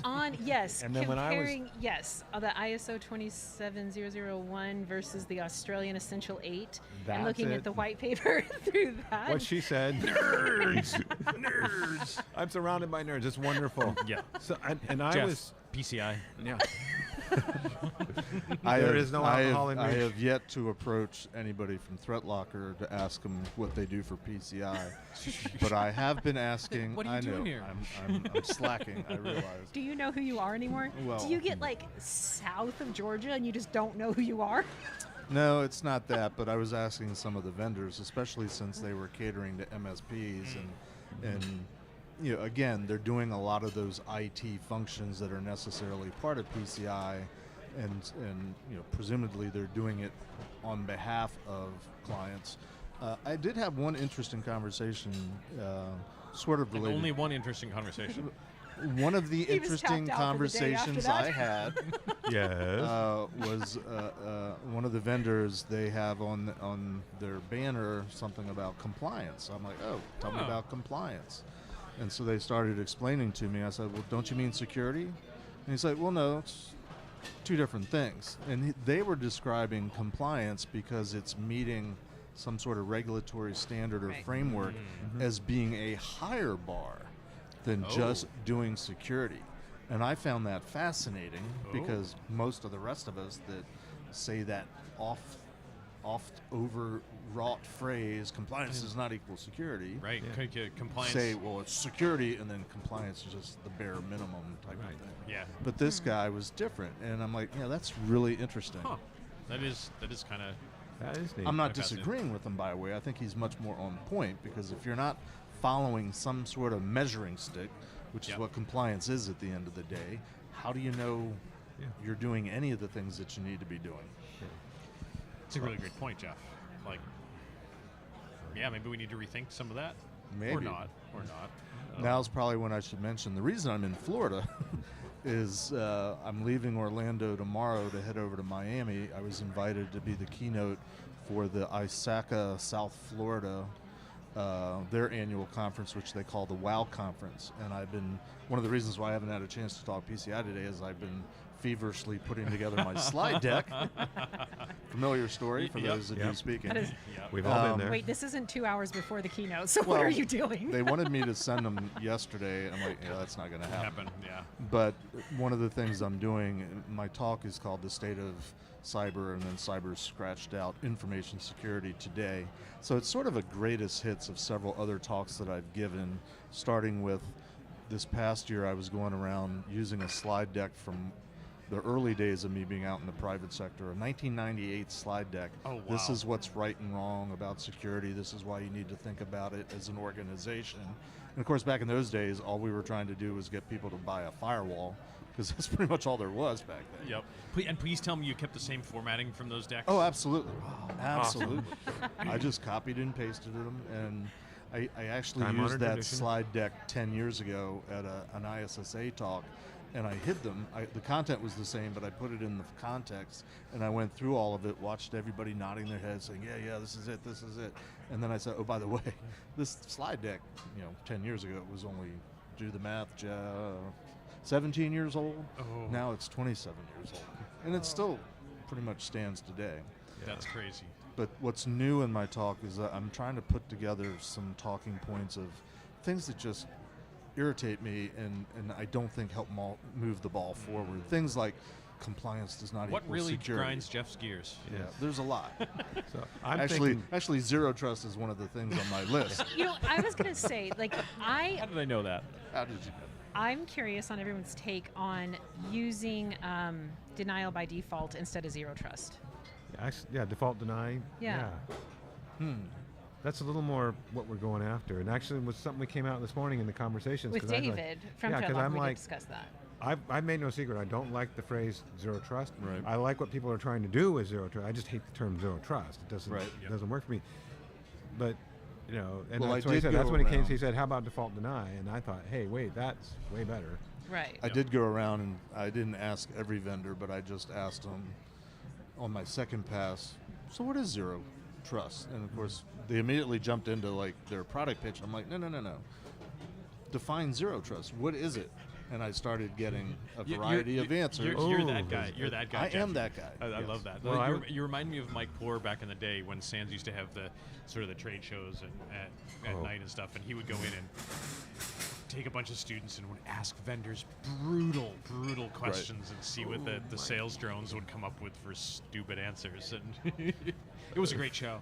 Well, it was. And I'm not trying to trip anybody. I said I said there's no right or wrong answer. I'm not trying to trip you up. It's not a trick question. I'm just curious on your company's take on zero trust, since you're here at this thing called Zero Trust World. Yep. I'm just trying to get how people define it. Yeah. And of course, as you can imagine, I've gotten a variety of answers that sort of encapsulate why we don't like zero trust as a phrase. Yeah. Well, and what I found when I was talking to the ThreatLocker guys is they actually, on the surface of what I was reading, looked like they were missing the mark on zero trust. But when you started talking to the tags, they actually have a lot more underneath there. And I think if you get the right person, some of these vendors, they probably have more of a story than the marketing guy or gal knows to tell. But you got to start somewhere. And so it was a really great conversation. It's why I didn't go to some sessions, because we were just having a lot of fun. I know, we got so deeply into certain things and things that are proprietary to ThreatLocker's products, like the ring fencing and what was it called when you have the 1 week where they allow... When it's learning. It's the learning week, right? I can't remember the exact name of it. Yeah, because they have, their model is, you've got only allowed apps launching, and most in the past it's like you had to kind of hand figure. They said, no, we have a learning mode. You run it for a week. If it builds a database of what you run. Builds a baseline. But it automatically that word, baseline. Baseline, because it automatically creates the allow listing instead of, like, my understanding with other endpoint services is you have to go in, I want this allowed. I want this allowed at this time. I want this. And with ThreatLocker, you don't have to. And they created a comic book so even I can understand it. Which is cool. Actually, the artist who did the comic book is apparently really, really cool. Sort of a friend of Paul's Security Weekly, going back to 2018 or 19 at Black Hat. Yeah, somebody pulled a name out of their. Gary Berman. Gary Berman. Gary Berman. Right. Yeah. I was just impressed by the comic book. It was just like, this is really cool. Yep. Then I started getting hearing about who Gary was. It's like, this is doubly cool. Yeah, he has an interesting story. I was talking to him last night that he won't tell me. He's like, I can't tell you my story, but it's a really cool story. I'm like, okay, if you say so. Okay, sure. Damn it. With all that build up, right? Oh, man. Yeah. Man. So some general impressions that I had. I kind of didn't know what to expect walking in here, knowing that it was a vendor conference. But to me, it's like a vendor conference, but it seems like kind of a little bit like an old school user conference with some expanded knowledge transfer through some of their talks and through some of the workshops and so forth. So I think that's kind of blown my mind. I think the last user conference I went to was almost 30 years ago, and it was like some obscure medical system that we had to support, and they said I needed to go to it because I was supporting that on the network and not really involved, so kind of was maybe a little lost on me. But there was all of 60 people at this conference, and it was one day, and they served you lunch. Right. I heard there was registration somewhere over 900 people here, and I believe that's it. all? I honestly thought it was higher. When I went in that keynote, it felt like a lot. Right. Okay? It was. I mean, I could. That's I could when I've be gone through the completely rooms wrong. and the labs. You probably got a preliminary number. Yeah. Yeah, maybe. But Yeah, they might have people showing up. I went to a users conference, I guess, prior to COVID. Again, I won't say the name of the vendor, but they, in their user conference, there was a very distinct culture that they were building or had built, and you had to kind of know the shtick and know the routine and know the lingo. I haven't picked up on any of that here. Yeah. They I agree. a lot of people here seem to be really excited, talking about how much they're learning, how much they're being exposed to. And again, from what I can tell, primarily IT folks that have some level of responsibility for securing things. Yeah. This is not a HackerCon. I agree. It's not a HackerCon. It is not a HackerCon, but in contrasting with my most recent other user conference, which was larger, I'm going to guess 3,000 to 4,000. Okay. This carries a much, I feel like almost a more accessible nature to, hey, this is what we have, this is what we do. And I'm curious if that's partly because the co-founder and current CEO comes directly from the tech side and is still incredibly involved in the tech side. Right. Could be. And the size help too. I mean, the difference between, say, under 1,000 or less versus 4,000 is a huge difference in terms of access to whoever you want to talk to. True. I mean, it actually feels the good energy in here. I mean, it doesn't feel crowded or rushed or any of those things. And everybody seems friendly and eager to learn. And I kind of didn't expect to see anybody here that I knew aside from the Security Weekly crew. I was wrong. Yeah. Really? In a good way, yeah. Yeah, I've run into Same, a couple I've run people. into. Yep. Or at least faces I recognize, then I go up and start talking to them and figure out where do we know each other from. Well, Gary being one of them. Yep. Yeah. He stood up behind me last night. I was sitting at the opening reception, and I recognized him upside down. Nice. You know. Nice.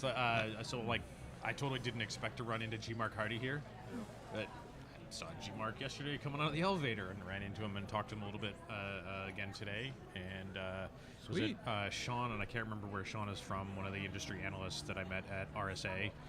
Didn't expect to see him here, and well, he's an industry analyst, so why wouldn't he be here type of thing. So. I Several other podcasters, but we don't need to promote them on air. Oh, come on. But they're friends. They're still our brethren. Right now. There's plenty of bandwidth to go around, Jeff. Yes. It doesn't seem that way sometimes. But I learned something talking to the vendors that had nothing to do with Zero Trust. I didn't realize that CompTIA had split off their certification business. They sold it off. I did overhear that. There's a group here called GTIA.org. Yep, and they're like the rebranding of CompTIA. Yeah, and It's nice GTA? guy actually. GTIA.org. Yeah. Okay. Yeah. Golf Tango India Alpha for those And retired I had military no out there. clue. I used to get CompTIA's smart brief in my work email every day, and it sometimes had cool stuff, sometimes it's DBR, but whatever. And now you don't get work email anymore. Yes. And yet he's still here. I know. Well, doing it for the passion. Hey, you got to do your passion. And the free trip to Orlando didn't suck either. No.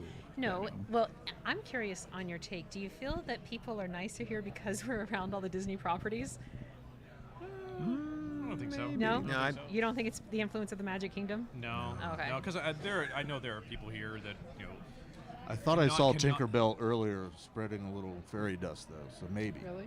No. That was our production. That was our production. We bring our own All right. Tinkerbell with us. Yes. Clearly, I didn't get any of this pixie dust before the show. Oh, wait. Wrong. Never mind. You're using that word. I don't think that word means what you think it does. Means Yes. exactly. Yes. That's a slide in my talk. Angel. Wait, no. Never mind. Yes. Moving along. Oh, that reminds me. Do you remember when you used to grab the acetate from old talks and slide them together to make a new talk into physical slides? On the overhead projector? I don't think I ever did a talk with that. one of those. Yeah. But I used to have a library, like a shelf full of them, and I would be pulling. That is an ancient memory. I did see Cliff Stahl do a keynote several years ago, and he was using an overhead projector, with the clear acetate slides. Oh yeah. Yeah. Wow. And I'm like, By the way, that's none of those slides I did 30 years ago exist anymore physically. Okay. But it was actually, it's probably just as well if I were to actually see what they are instead of my memory, which is jaded. They're probably not as cool as I think they are. I bet they are a very sad loss to the world. Yes. Thank you. I'm sure. The Earth cries. And it's only because it's plastic. Yeah. The Earth will cry for What'd you millions do of with my years. plastic? Yeah, yes. Lee contributing to microplastics and everything. Thanks, Lee. Thanks, Lee. Yes. I know. I'll be doing penance. I'll do a bunch of recycling later. It's okay. Okay. All right. Good. So anything else on Zero Trust World, or should we move into a little bit of news? We're only scheduled for an hour show this week.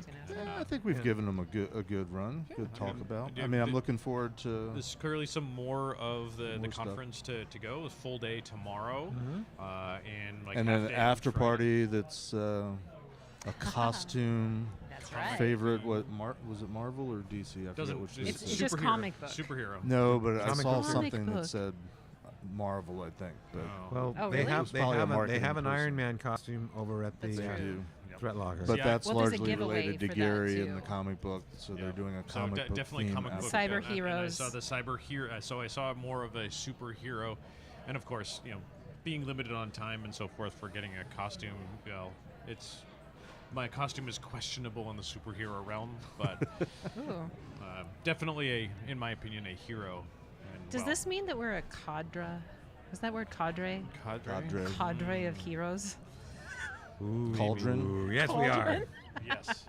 A bevy? No. I don't know. So, what do we want to talk about on the news? I mean, well, we got a bunch. We highlighted a couple of things at the beginning of the show, and you know what really grinds my gears?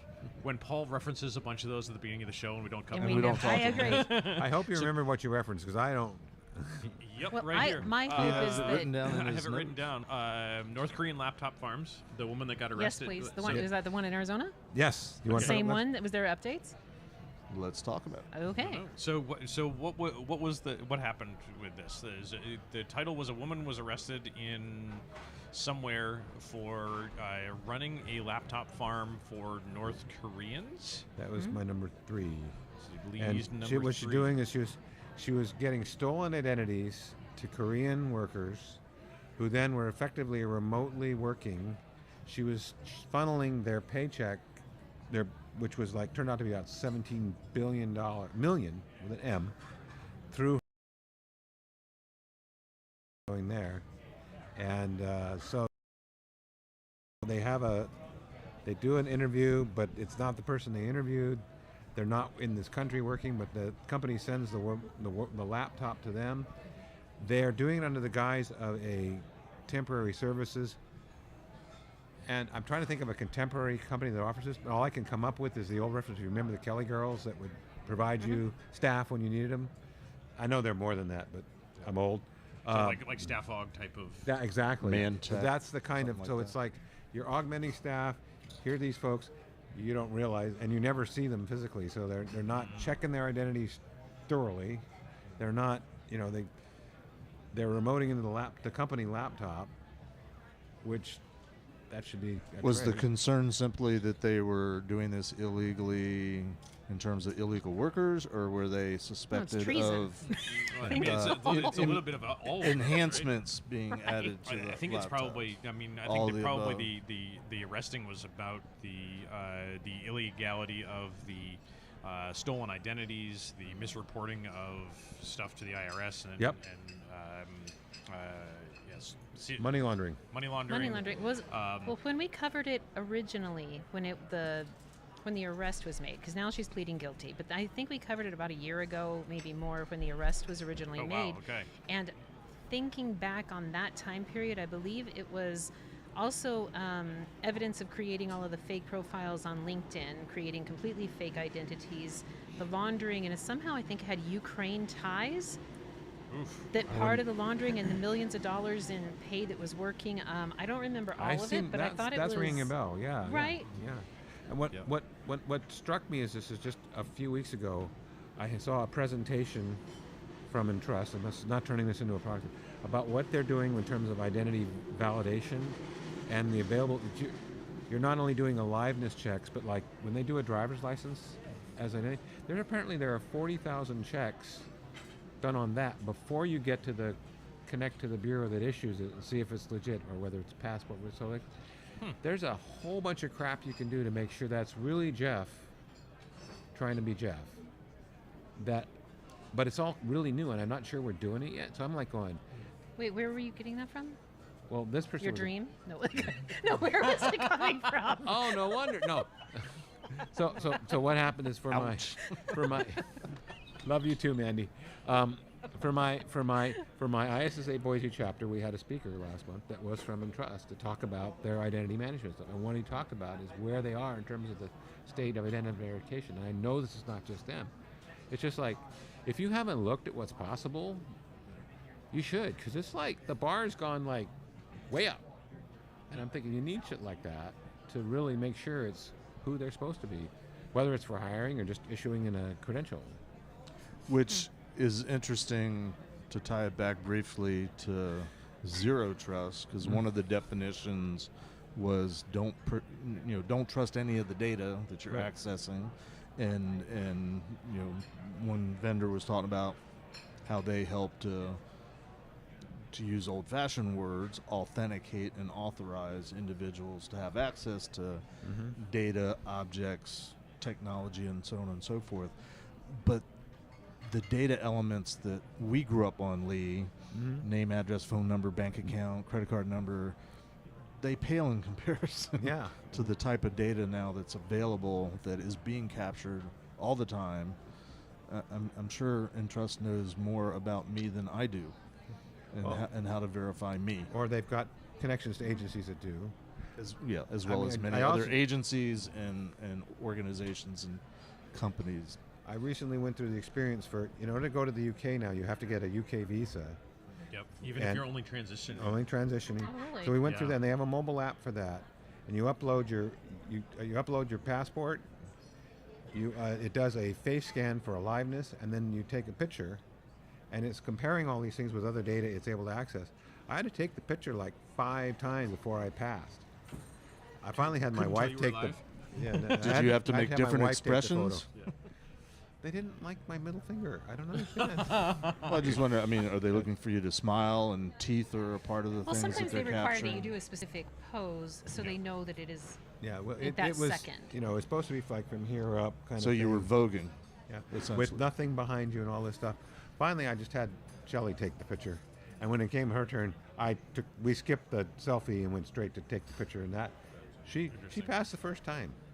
But then again, if you know my wife, this is no surprise. That reminds me of a short film I watched recently that was a woman who learned she was a robot because she couldn't pass the CAPTCHA.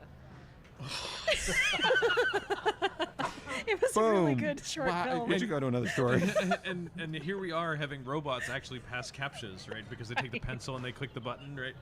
That's hilarious. Oh, man. All right, moving along.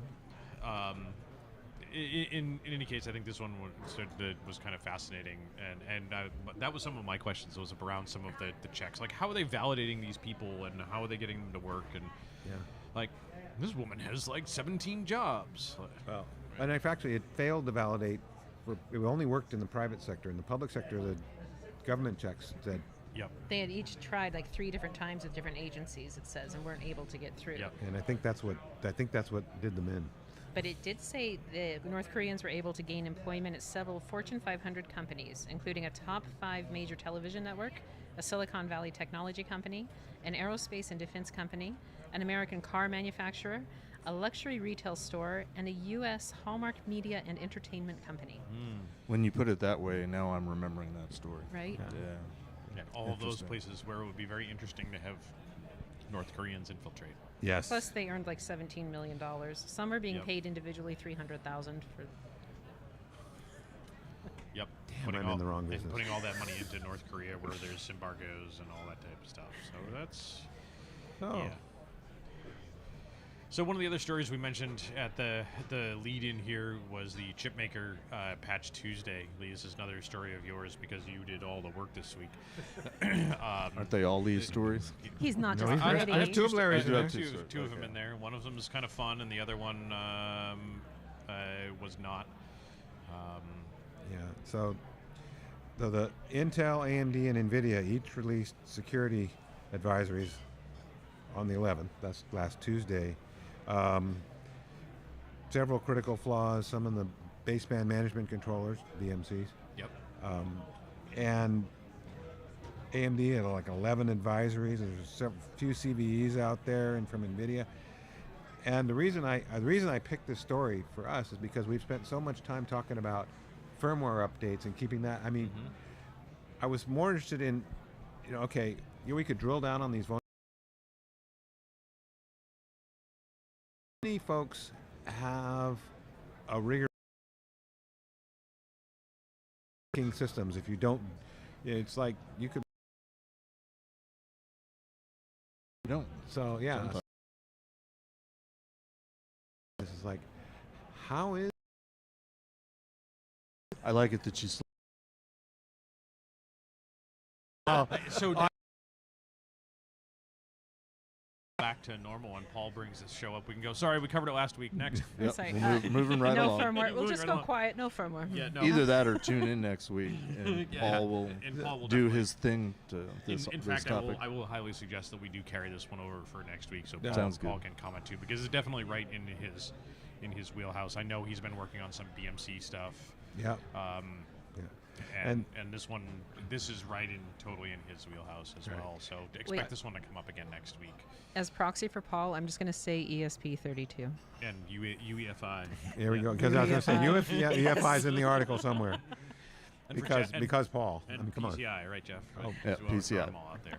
Yeah. Right. But like I said, we could do a whole show just on keeping your firmware updated and what's going on with that. Yeah, but not today. And so Lee, bring up this comment about like how are you doing your firmware updates and all those types of things. And I was hearing a story last week, and it was one of those folks in a person in an organization responsible for securing all of their infrastructure, and I want to say it was OT, critical infrastructure type environment. And they were able to do updates to like firmware on networking gear, but they had a total of 8 minutes a quarter. They could have 8 minutes of downtime. Whoa. And they would have to do the updates, and at the 5-minute mark, if it had not succeeded, they had to roll back. They're backing it out. 5 minutes, and I'm thinking it was a longer period of time than you'd think. Like it wasn't 8 minutes a week, it wasn't 8 minutes a month, it was like 8 minutes a quarter, if not maybe every 6 months that they got to do this. Wait, and recover the key points on that? So, person in an organization that was responsible for doing security. Do you know size of organization? I don't off the top of my head. Okay. But was had to do. Just say enterprise. Yeah, enterprise. It was. I believe it was in a critical infrastructure, like ICS OT type of environment, and they had a total of their outage window to be able to perform firmware updates was 8 minutes every quarter. Well, 8 minutes. Yeah, that's not a lot. Go update your firmware on your Which Cisco is router. actually in 8 minutes. very generous compared to some of the companies I've worked with in the past that want 100% uptime. Yeah, right. And they don't want to ever bring anything down. Maybe once a year a window. Maybe not even, but they generally did some assets, sort of though? rolling thing. Exactly. One at a time. Mind-boggling. I am confuddled. No, it's fair. It's totally fair. I think you got a little of that on me. I am. When you just confuddled. I'm confuddled. I'm sorry. I will see if I can. I'll do. I have a way to ask about the story because so it was a story in Sec 401 from Brian Simon. Oh. Because I'm doing my master's program and the first course is Sec 401, intro to security basically, and I'm like. But Brian's really engaging, and he says he does a lot of cyber dad jokes, and he's right. Good. That makes it much better. But that was like, I didn't think I was going to be engaged in Sec 401. I'm like, this is so beyond me. But I got, like, that story came up, and I'm like, hey, that stuck with me. Yeah. Like, that's some of the value in having some of that personal experience in some of those types of classes. I've got a cyber grandpa joke. Yeah? When the plane was coming in for a landing yesterday, my wife was with me, by the way, which is really cool. I said to her, hey, we're starting to come down, and we're going to a conference, so we're condescending. Oh. Wow. But, I got myself a senior's GPS. Not only does it tell me where it's going, it's telling me what I was going to do when I get there. I need that. Door disease is a thing. Can they make that for inside the house? Yeah. It can tell me how to get there and what I was going to do when I get there. We need that. Okay, if that was integrated into like Google Vision, the Google Glasses or something, and it literally just continued keeping you pointed on what you were actually going to do, I like that. Yeah. I'd still need more reminders. Like, yeah, pointing to the refrigerator. What? Okay, what now? I'm here at the refrigerator. What was I supposed to get? Oh. And Jeff, I would condescend to slap you over that joke, but this is being recorded. Well, you confuddled me. I condescended you, so we're even. Well, I'm complex. We had Next story. There was a horrifying vision that somebody was telling me that disco was coming back. At first, I was afraid. I was petrified. That'd be funny if you weren't reading it from your phone, Lee. Just gonna say. And our resident expert musician over here did not approve in production. No. All right, what was the other story we had listed in the news, and then we'll pick up what we got from there. The other one was Red Mike. Oh, yeah. I hadn't heard of Red number? Mike, and Red Mike is what, Salt Typhoon? Yep. This one was, I thought this one was kind of interesting because we talked Salt Typhoon a whole bunch, and some of that stuff I need to recuse myself from. But this one was some recent observations of Salt Typhoon exploiting unpatched internet-facing Cisco devices associated with global telecommunications providers. Yeah. And They were all associated with universities? No, these are telecommunications. So like your Oh, AT&Ts, your okay. Verizons. I see these are the, what do they call that? Carrier grade routers. The ones that are supposed to be like never down. And I'm thinking unpatched. I mean, think about it. We just talked about 2 minutes ago the no window to patch. And I'm also thinking how many. I mean, we really should be keeping all our perimeter stuff number one patch, but nobody wants downtime on their perimeter devices. And some have gone and some folks have HA, but have they done a failover? Because it's not entirely invisible when you fail over with your perimeter routers and stuff. Thanks, Lee. You just gave me. I have a slide in my talk that I'm giving in 2 days that are just words that bug me, and I need to add should. You're welcome. I'll send you a bill. All right, very good. So a couple of things that drive me nuts about this article a little bit is now the insect group. Insect. Yes, that's what I was just reading too. Insect group calls this Red Mike, which is also Salt Typhoon, which is also known as Covert Network something, maybe also Quad 7. Do any of them have logos, or did we get over that? No, they don't have logos. That's something Do they else have I a need theme to add in song? my talk is Nope, logo. they don't. No. Do they have swag? I hope so. I mean, we could get swag, but Make like, swag. here we go again with the naming and yeah. So the vulnerability was found in the web UI in Cisco iOS XE software. You were right. Used it to gain root privileges and then reconfigured the device to create a GRE tunnel to maintain access. That's old school. That is really old school. Wow. Everything old is new again? Yeah. But the thoughts here are like, could we detect a new GRE tunnel spooling up from our network devices? Yep. I mean, I suppose it just matters where we have that instrumentation. Correct. Right? Can you quickly summarize GRE tunneling? Effectively, the ability for us to create a VPN. Okay. So specific network traffic would traverse over specific tunnels like a VPN. It's been so long since I did a GRE tunnel that it's, But back in the day, there was typically implicit trust on where the tunnel was originating. Yep. Okay. And so, very common attack would be to, if you got into some place, set up a tunnel out, and it would be trusted out because why wouldn't it be trusted? It's starting on the inside. Well, when they started, was it usually individual to individual? Device not necessarily device to device. Yeah. Okay, so it not necessarily. I was conceptualizing it as, this individual decided to try this and did it with one other nerd. I mean, instead of individual, replace nerd with router. Okay. And okay. You'd still be accurate. Yeah, you're effectively creating a tunnel of trust between two routers. that now, hey, all that traffic is there, so we're going to keep letting that traffic bypass all these other rules on the firewall because they're trusted by this tunnel. But now we just have other rules. Should we be doing GRE on our networks? It's a known method for establishing these tunnels with a network protocol. Well, I mean, I'm just doing a quick search on GRE tunnels because it's been a long time. They are manual setup, point-to-point, non-encrypted. So probably not without adding an IPsec layer in there. You don't want to do them. And if you're trying to scale or do some automation, if it's manual and automation seem at odds with each other. Yeah. But then theoretically, if that's not your main way of doing things, one shows up, the alarm bell should start going off. Right. And where would it be indicated in modern systems? So you'd see that at like your edge router. Okay. So if you're doing something like IDS, IPS, monitoring your traffic inbound and outbound from the internet. So, traditional design for IDS would be you have a router, the internet, the internal, and the DMZ, and you have a sensor at all three of those points.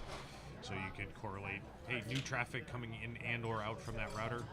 Going out from that router, if that router all of a sudden established a new GRE tunnel, you could observe that outbound with that sensor, which is now unusual behavior because it doesn't meet your baseline. Yeah, and I seem to recall part of the appeal with GRE tunnels. This is an old memory, is that they were low overhead. They weren't expensive, which made them appealing for the network team because you aren't going to chew up the router trying to do this added tunnel. Yeah, that sounds vaguely it feels like a memory. It's been a hot minute, so I'm not positive, but I remember there was a talk at DEF CON more than a decade ago where they kind of pseudo got permission, but they hacked the entire DEF CON internet network, where they effectively compromised the Cisco router at the edge of the DEF CON network and created a GRE tunnel effectively for all of the traffic coming out of the DEF CON conference network to another place where they could intercept it and then sent it back so it would be going outbound of the DEF CON network. So they added effectively another hop. And I've used this attack as well. We many years ago did a pen test for a company that had default credentials on their external Cisco router, and we were able to create a GRE tunnel and create a GRE tunnel from their external to my basement through my, give you a date on this one, my PIX firewall. Wow. And the only reason I had a PIX firewall is because it had been retired from somewhere else and replaced with something more modern. So rerouted it through my PIX and then routed it back to them. So basically all of their internet traffic went through my basement. So that's 2000s. A little bit later. No, PIX was still around after the 2000s. This seems to be when they were introduced and in their prime. Yeah. So you're aging right. Probably maybe up into the teens. Thinking about that, it was prior to that. So it's probably 13 years ago. Okay. So I'll accept that answer. We're talking old school attacks. Like we did that many years after the thing at DEF CON had happened, and that was 13 years ago. So Mandy looks like she has something to say. Okay, so since I don't know about GRE, and we're looking it up, and Lee is helping me here with some resources, but so it's literally generic routing encapsulation? Okay. Apparently. And you were reading it. The reason why he hadn't told you what it stood for is because he didn't remember. Actually, it's from the Cisco discussion group. Oh, even better. Yes, but I love how it literally says when we use GRE. GRE is used when packets need to be sent from one network to another over the internet. Whoa. That is the most generic. No way. Dude. Sounds a little TFTP to me. I don't know. That sounds 1994 to me. It sounds like something Spicoli would say. Dude, the internet's in the computer? What? Whoa. Why don't we need AOL? I've got a computer. You just put the disc in it, right? And then you got it all. Yeah. The and what? then you can the disc. The what? The disc that you got in the mail. The disc you got in the mail, right? Yeah. It would be a floppy disk, thank you. I found the time frame. No, it's a floppy disk. I actually found some AOL online free CDs. It's a floppy. You don't call it a disc. You call it a floppy. Well, and I actually meant CD, so that was on me. I know you meant CD, and I'm saying it was a floppy. Yeah. So, Jeff, did you ever store your floppy disks on the refrigerator with a magnet? No, I did not. Did you make disco decorations out of them? No, I still have quite a few of them in those little floppy containers. 3D printed save icons. Mm-hmm. Yep. Kids. Have you ever put your network? There was switches one in the time freezer? I went out and bought a floppy drive that plugged into a USB port and copied all the floppy disks that I had, and wouldn't have filled up like a tenth of a DVD ROM drive. Yep. If you remember those, they came after CDs. Yeah. How long ago did you do that? That was probably 10 or 12 years ago. I was going to say, I did that. I would be curious if you did it now, like how much like how many of those floppy disks actually still work. I should try it sometime. I still have them, and I still have the drive. Yeah, interesting. See if they still work. I might have an available USB port I could plug into. You probably need a USB-C to USB-A adapter nowadays, though. Yeah. Well, it was funny, we're already all over the map, but it's fine. I was thinking about going somewhere in the last couple of weeks thinking, I really wish I could plug into maybe it was in my house. I was thinking I should try to plug into my wired network that is still in my house, because when we built our house, that was going to be newfangled and high tech. And I was like, does my laptop even have an Ethernet port? Nope. Nope. Nope. This is why hubs are our probably friends. a USB adapter somewhere. That's what I've got. USB adapters. Same. USB-C though is pretty damn fast. So. Well, I'm just, because there's a lot of people in my house, I'm often struggling with bandwidth, and I can't go through a call or a recording, a PSW, without losing it for 30 seconds or so. Yep. And I was thinking, I wonder if plugging in hardwired would make any kind of a difference, whether it's the Wi-Fi. Did you hardwire the Abe Lincoln cabin? No. It's supposed to be. It's supposed to be Abe Lincoln on purpose. That's what I thought. No, when I'm out there broadcasting, I use a modem. Okay. You're right. I'm absolutely right. Yes. You're I right. mean, what goes around comes around. My work laptop, I had a wire to it, although most of the things in the house are wireless. But it's one of the few things that's actually on a hard wire to keep the bandwidth constant going there. And with my mesh, I wound up using a wired backhaul because it just stabilized the performance. That was what I did with the wires that were going through the walls. I used that for my backhaul. Oh. We're totally down the rabbit path on this. But you're saying I should do it. I should. We should try it. I should get an adapter. Yeah. I had That would to. be cool. I had to do some stuff the other day to do some recording for Sans, and they said, "Oh, the laptop that you're going to do the recording with has to be plugged in via Ethernet because we get better reliability with Ethernet." To your point, Jeff. And I'm like, well, the problem is the studio where I'm going to do the recording is fed by a Wi-Fi mesh network, the Ubiquity network, and I don't have anything wired in the studio where I was doing this that needs anything Ethernet. It's all Wi-Fi to the mesh, which again goes down to the house. I'm like, I wonder. So I took the Ethernet out of the back of the access point and plugged it into the laptop. Wired connection. Yeah, sweet. And the backhaul was the mesh network. So My mesh network, each of the nodes has an Ethernet port I can plug into if I. So I can. Yeah, here you go, hardwired. Yep, exactly. All right, so I find the hardwire at least adapter. two. Then I'll have to start digging for old Cat 5 cables. Let me know. I If can can box find full of them. it. I'll send you some. I do too, somewhere. There's another place that has a whole bunch. And of it's them. okay to use my 20-year-old Linksys router, right? Totally. Yeah, just make sure it's patched enough to. Never mind. Yeah, I'll plug it in and get the firmware updates first. You want to talk about Move It? Yeah, I was looking at Move It and like, I don't know. But so the only other story I had in there I thought was pretty fascinating, and I stumbled across this afternoon. And Adrian and Paul would probably be sort of all over this as well, because Lucas Henkel, no idea who that is developing a software-defined radio module that fits into the Framework 16 GPU module. So the Framework laptop is fully expandable, and I know Adrian has had one for years and loved it, and Paul has at least one now and multiple, but he's building an SDR module to plug in to the laptop itself, so you can do some high bandwidth applications and so forth. Like, gaming. That's cool. Yeah, that is cool. Yeah, like a laptop company that has extensible hardware that they've opened the development for, so that you can develop your own modules for the laptop.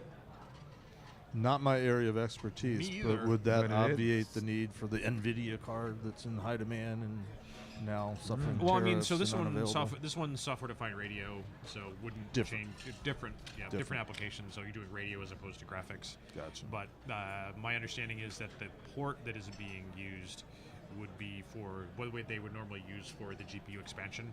So instead of using GPU expansion, they're putting another high bandwidth application of hardware in there for the software-defined radio.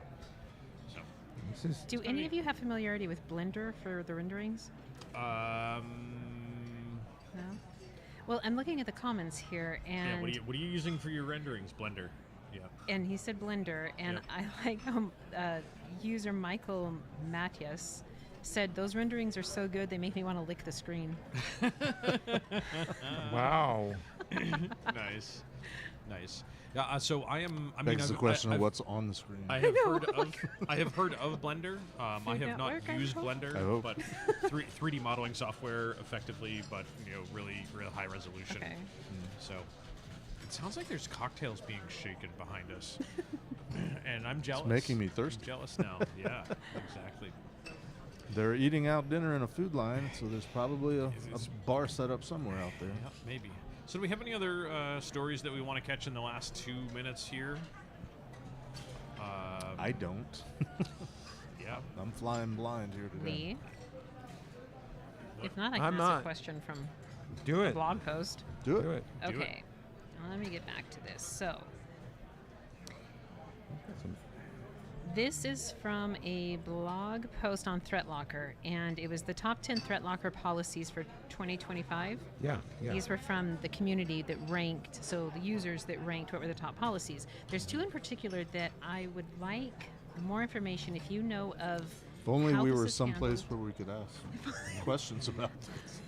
Yeah. But Mandy wants to tell us about what the two are. Tell us what the two are. I'm going to tell you what the two are, and then I want you to tell me other solutions that you know of for this.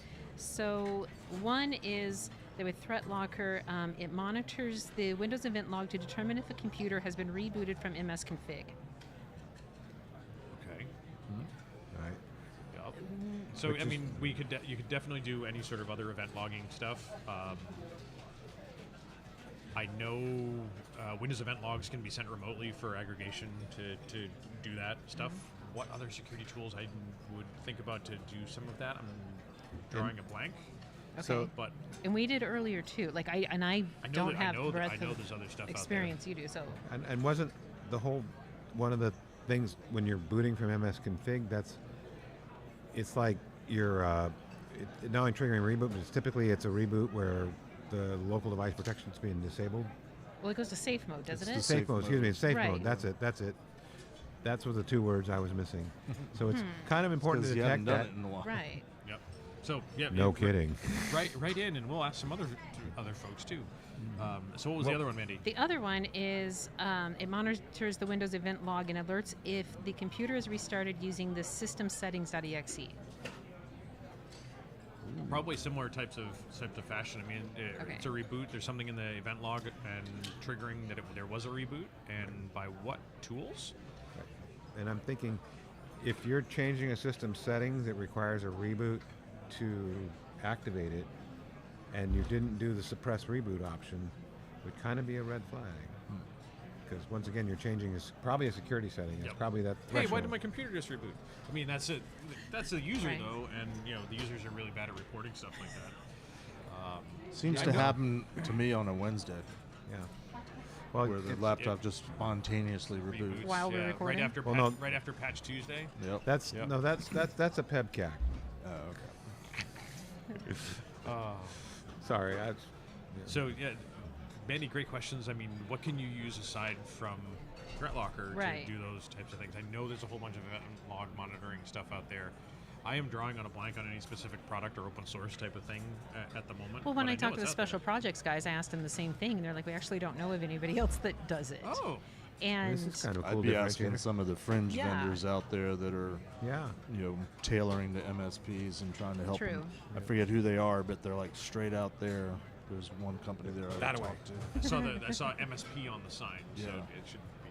Well, and I talked to them a little bit. Because one company said, we take all the hard parts about IT away from you and make it easy. I'm like, which ones? And he's like, well, the IT stuff. And he started rattling stuff off. I'm like, so like everything? He's like, yeah, we just do everything for you. I'm like, oh, that's cool. Cool. Well, we're getting the flashing red light that we're over, and well, we started like 30 seconds late. But let's get it wrapped up, and that's it for this episode coming to you from Zero Trust World. Lee, why don't you take us out? Over and out.